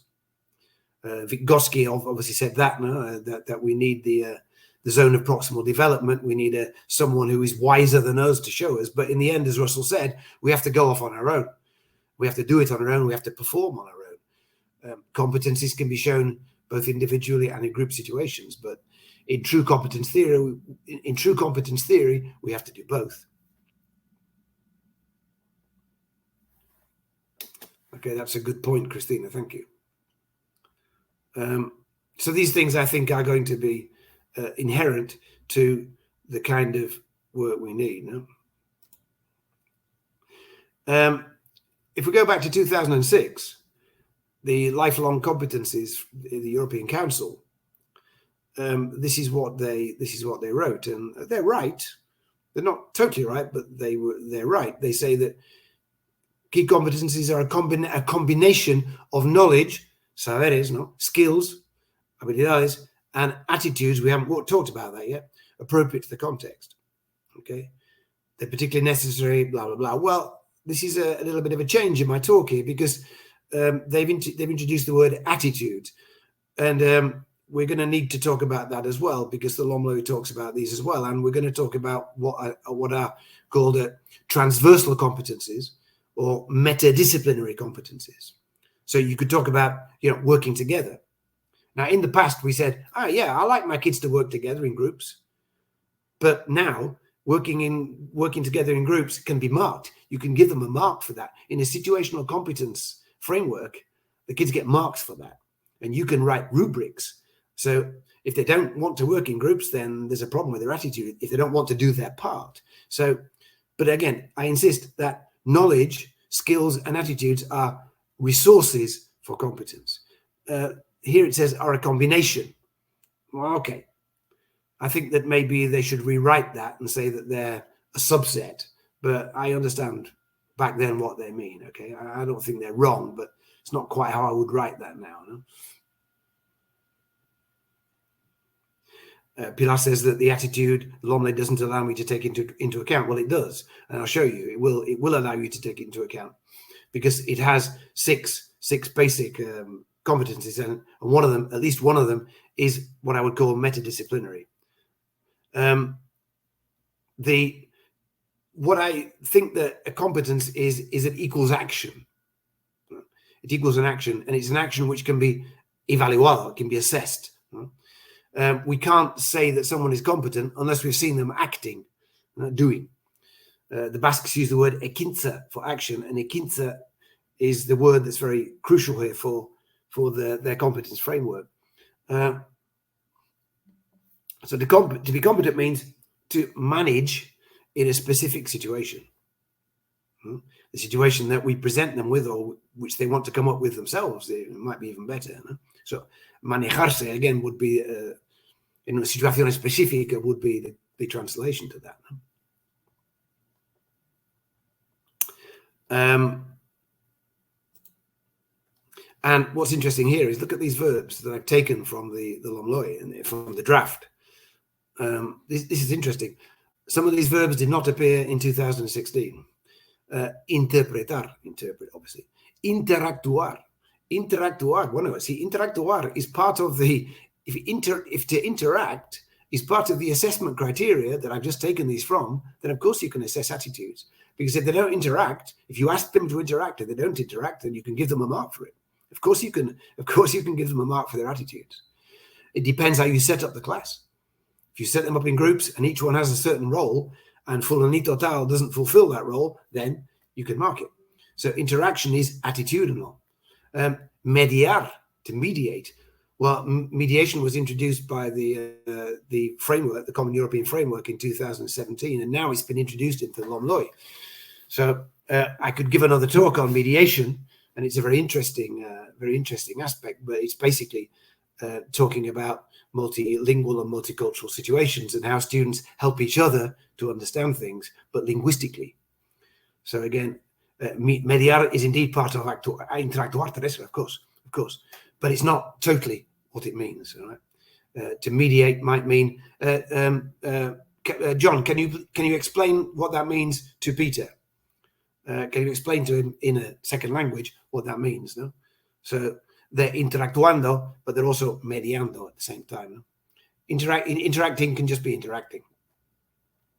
Responder con iniciativa, right?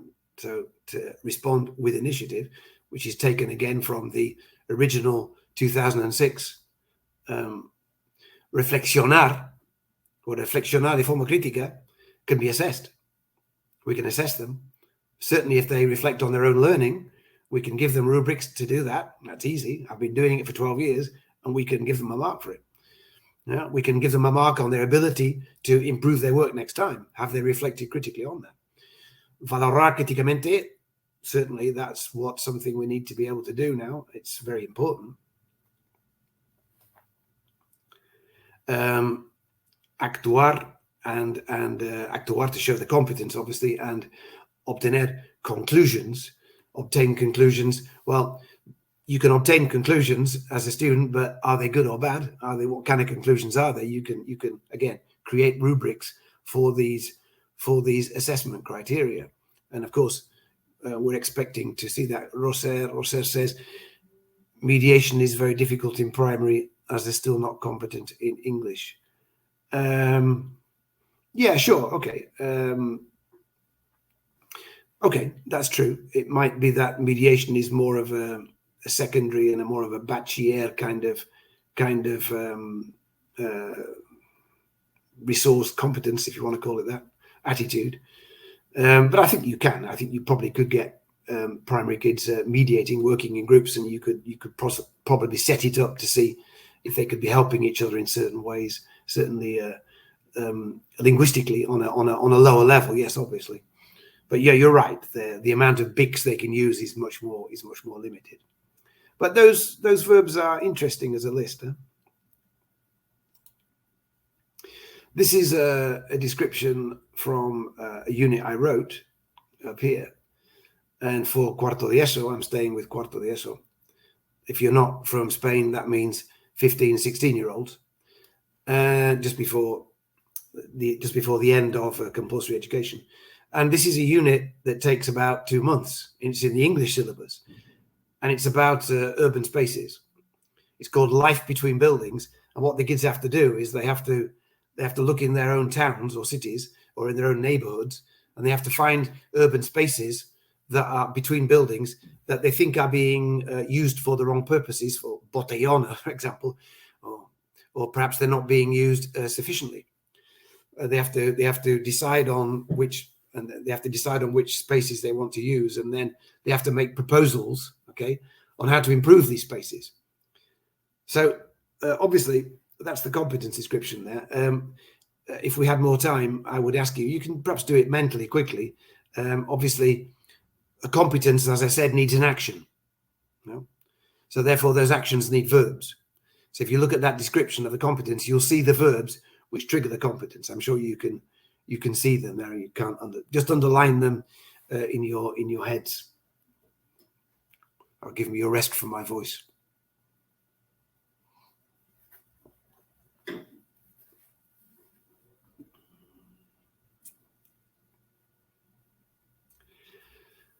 So these kids also have to use digital competencies to do the presentation. They have to use a particular application and they have to do it like an architect, and they have to propose their improvements and the reasons why they've chosen this space. And it's quite demanding in English. It would be demanding in Spanish or in Basque. It wouldn't make any difference. If you look at the competence there, those are the verbs. So the student analyzes. So the saberes, not the knowledge, they've got to get the content. They've got to know about what we're talking about. Life between buildings, urban spaces, history of this, examples of it. It's going to take quite a while. That's the content.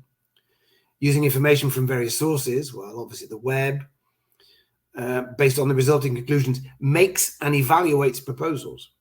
So makes proposals, but also evaluates the proposals of the other groups with the same criteria to improve those spaces, using the appropriate language and techniques to communicate his, her ideas.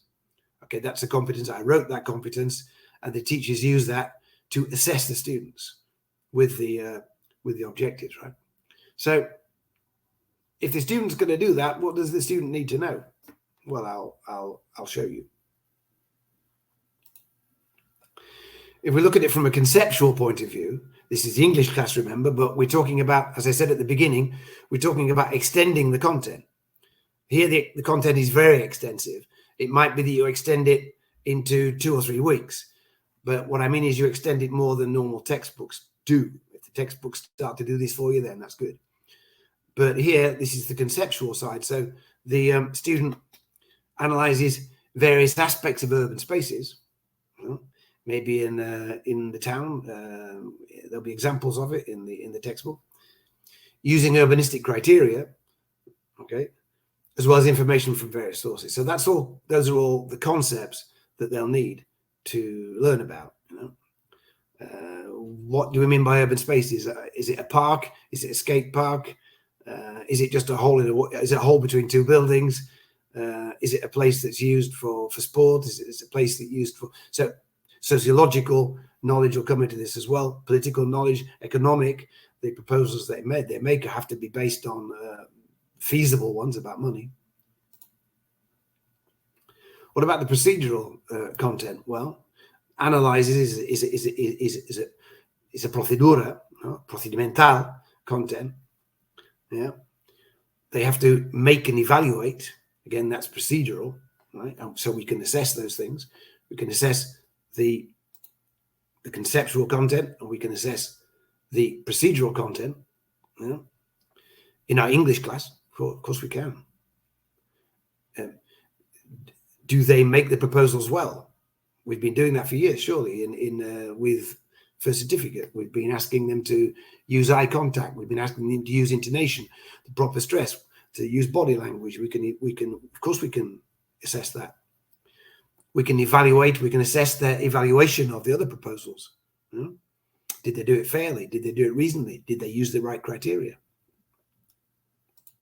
And lastly, the third dimension is the language. Using the appropriate language and techniques to communicate his or her ideas. Well, you say, well, I feel it doesn't look like much, but obviously it is. If you think back to all that content, then the language from this discourse field will be quite substantial. Not just the vocabulary, but also the grammar, the particular grammar. So going back to Greta Thunberg is effective because when she makes proposals, and it would be good if she could go to Glasgow next week and make those proposals, she uses them in the correct discourse. She has to do that, so we take her seriously. You can, if I asked you now, we haven't got time, but if most of you are language teachers, if I said to you, write down now, quickly in pairs, in a breakout group, the language which they will need to make these proposals about urban spaces, you could do it for me. You could predict it. And if you want to be very specific, obviously, relative clauses. They're going to have to say, this is a space which we chose. This is a space that we found in our pueblo, which is used for botellón. This is a space which, so relative clauses are going to come in, etc., etc. Prepositions, for example, of space. We are going to make a park for older people. There is not enough in our town. We're going to make a park, and in the middle of the park, we are going to put the benches. We're going to put the benches in the middle of the park. We're going to put them in the left-hand corner of the park, in the northeast. So prepositions will come in. I mean, that's a very simple thing. But again, if you keep going, you will find that the language which is required by the other 2 dimensions is identifiable. So if you're going to work in the situation competence framework, you're going to find yourself finding the language that works for you at a certain level, for a certain situation. The situation here is our towns have spaces which are not used very well. That's real. That's real. You can get the kids doing this. And this is a very successful unit. The kids like doing it. The teachers like doing it. And the kids actually absolutely, I've seen them doing some fantastic digital presentations. Certainly the digital presentations are usually better than the English. But anyway, that's the interesting aspect of 16-year-old kids nowadays. They're usually much better than us at that. What happens often in situational theory is that it's called backward planning. I'll come to that in a moment, Fadila, about evaluation. Backward planning, often what happens is that if you have a longer content, if you have a longer unit, then in the initial phase, what you'll do is you'll do some planning. You tell the kids what's happening in the blue. You say, hey, in 3 weeks' time, you're going to do a presentation about urban spaces, right? You're going to propose your space, and you're going to do it like this, blah, blah, blah. All right? Okay with that? Okay. So let's start planning it a little bit. So they know what's going to happen in the complex. Remember the situaciones complejas from the Lomloe. They know what they're going to do in the beginning. That doesn't often happen in normal teaching and normal curricula, where the kids are just sort of, well, they're doing this on Monday because the last time was Friday, and Tuesday we're going to be doing this because, and then Wednesday we're doing this because we did this on Tuesday. Okay, it's not quite the same. No? They know what they're going to do at the end. Again, there can be what's called a transfer phase if you want to. Again, that comes into some of the Lomloe ideas, but you don't have to do those. But the task at the end, we can assess that. We can assess the competence. Fadila says, the thing is, how do we evaluate this? Or how do we assess this? No? May a student have a good mark even if she doesn't use appropriate language, providing the rest of the tasks are done accordingly? Yes and no, Fadila. What will happen is that what we can do is we can assess them with percentiles, no, with percentages. So we can say, right, for the conceptual content, I'm going to give 20%. For the procedural content, how they do it, I'm going to give 30%. And for the linguistic content, I'm going to give 30%. And we can break that down into those percentages. No? And we tell the students that. We say, I'm going to expect you to at least be reasonably scientifically coherent when you present about the climate crisis. And I don't want you to just talk rubbish, scientifically speaking. But I will also expect you to use some of the CALP, some of the academic discourse we've been using in the last 2 months. Why can't you expect them to use that? And I expect you to do it more or less as correctly as possible. So you can of course assess all three things, the conceptual, procedural, and the linguistic content. I'll move on now because time's getting on. So basically, this is a situational competence. You've got an action, you've got a situation which requires an action to resolve it, and just these 4 questions, which I wanted to just show you. You know? You've got what? Well, in this case, urban spaces. What for? Well, because people in our town aren't using them properly. They're doing botellón and they should be doing something else. They should be using them for old people's parks. How? Well, we're going to do it. We're going to show you our proposal through a digital presentation, and we're going to research it. We're going to do it on Google Earth, the thing that we're going to use Google Earth, the thing that Russell showed us. But we're going to show you that place in our town. To whom? We're going to do it to the rest of the kids in the class. But if we do it to the ayuntamiento, if we do this presentation to the town council, then it will change the language we use and it will change the way we do it. But in this case, they're going to do it. Okay, so what? So el qué, para qué, cómo, y a quién. So these 4 questions are always used in situational competencies. Okay. What's a competence? Well, I said before, it's knowledge, it's skills, and abilities. Well, what I mean by abilities is maybe Leo Messi was a good footballer before anybody taught him. And maybe I was a good guitarist before anybody taught me. You know, maybe it's just my ability. Maybe I've got musical ability.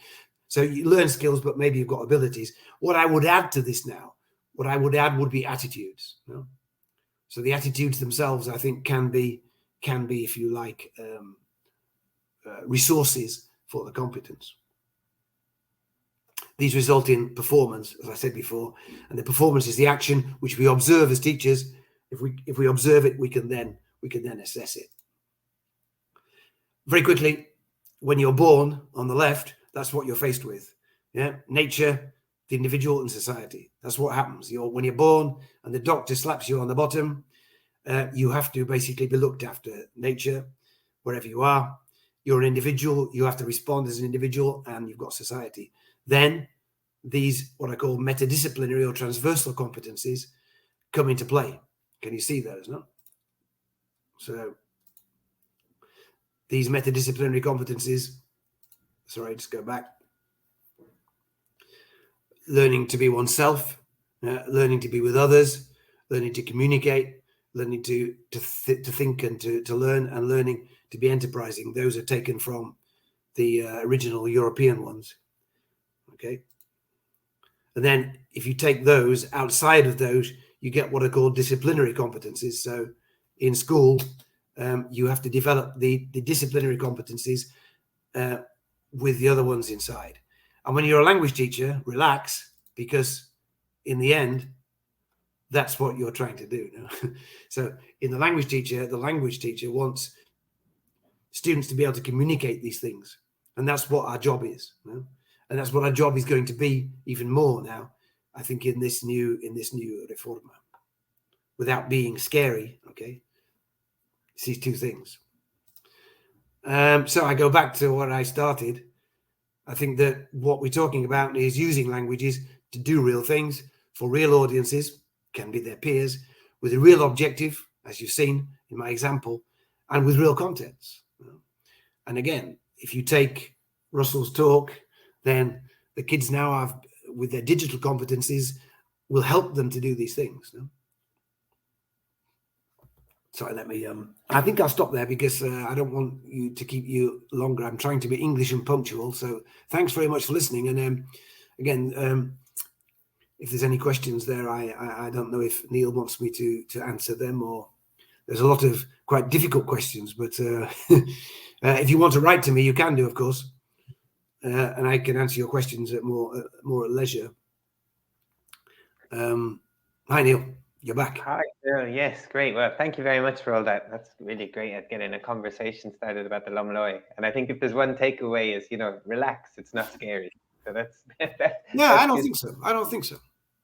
A lot of questions there about assessment, of course, but assessment is scary anyway. Assessment is a difficult aspect of education, and we can't deny that. And so all I'm saying is that we just have to think about the assessment a little bit in terms of what we're setting out to do with the students. And the great thing about competences is that we tell them from the beginning what they've got to do. And so in a sense, the assessment, I think, is facilitated by that. Okay. I'm not saying that assessment is easy, but I didn't want to ignore it in this talk. Okay. Because I knew people would put things in the chat. Okay. Sure. I mean, in many ways, it's maybe more transparent, the assessment. I think so. Yeah, I think it is. Yeah. There's one question I can see at the bottom there. It says, how do you assess competences of shy students? As the actual performance is so emphasized. That's a great question, Simona. Well, I've seen that question before, and it's a good one. But I think that you can assess it in the sense that, as I said before, if you were assessing, let's say, a group contribution, interactuando, then you would say that the shy student obviously can contribute to the group presentation in his or her own way. They can still contribute to it. And the shy student, in the end, you would have to say, well, look, shy student didn't talk too much in the actual group work, but the shy student, to his or her best of ability, will contribute to the plenary presentation.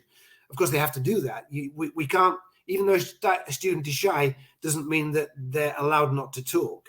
So they have to talk at some point. It might be in plenary, but maybe in a group situation, we would say, well, they made their contribution to the point that we didn't force them to blah, blah, blah, blah, blah. In a group situation, some students always dominate anyway. We know that. So with the ones that dominate, you'll be looking to see if they were able, mediar, if they're able to mediate and allow the shy students. So the great thing is that everybody in the group is responsible for the shy student as well. It's not just the teacher. So if you see what I mean, the other students are aware of these metadisciplinary competencies, they themselves will try to help that shy student to express him or herself, as far as is possible. I mean, yeah, you're right. Some people are just introverted, but they can be assessed. They can still be assessed. They have to speak to some extent in plenary. We have to speak in life. So in the end, they can't escape that. Yeah, and I guess, the shy student has other strengths. Maybe they're whiz at PowerPoint, which is another integral part. Exactly. Maybe concentration, you know. So yeah, great. But it's a good question for sure. I'm just scamming through there. I don't think there are any other questions. I mean, look back. I'm looking back up the with the 31 student ratio. Well, I that was a question before from Saluth Munoz. I don't think it's a question of whether there are 10 kids or 30 kids, Saluth. I think that, again, the kind of work that's being suggested by Lomloe is perfect for big groups, because you're breaking up the big groups into smaller groups, and you're assessing the performance of those smaller groups, either with the other groups or either in plenary. So I think that in a way, the bigger the group, sometimes the better. I quite like big groups in a competence framework. I think it's actually easier to work. But okay, I don't have to do it every day, You do. Sure. Okay. Yeah, I just looking. I don't think there's a lot of people saying thank you very much. It's very interesting. And I think that point that it's good to start the conversation going. So that's really been successful today, I think. So yeah. So thank you very much, Phil. Great food for thought. Very clear explanations, I thought, as well. So great providing a bit of maybe as well a kind of context to what Russell was kind of like competences in action, and you were kind of like explaining what that all means. So I thought it was a really good one too of talks.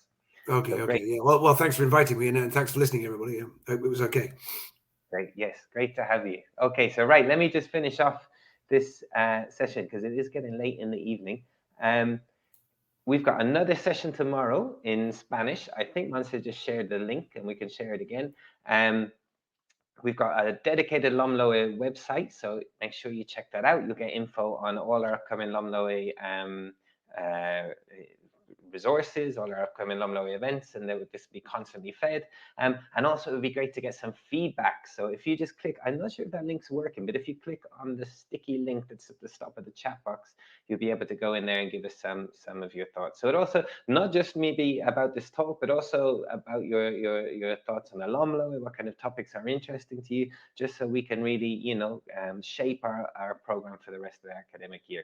We've got another event in English in November, which is going to be focusing on inclusion. So we'll be getting in touch with you guys about that and sending you out invites. So make sure you sign up for that. Other than that, just have to say thank you very much to Russell for a great dynamic talk. Thanks to Phil for really interesting talk, getting into the nitty gritty of the Lomloe. And I hope that we see lots of you tomorrow for the Spanish language Lomloe event as well. So great, give us some feedback, and we hope to see you all again soon. So thanks, everybody.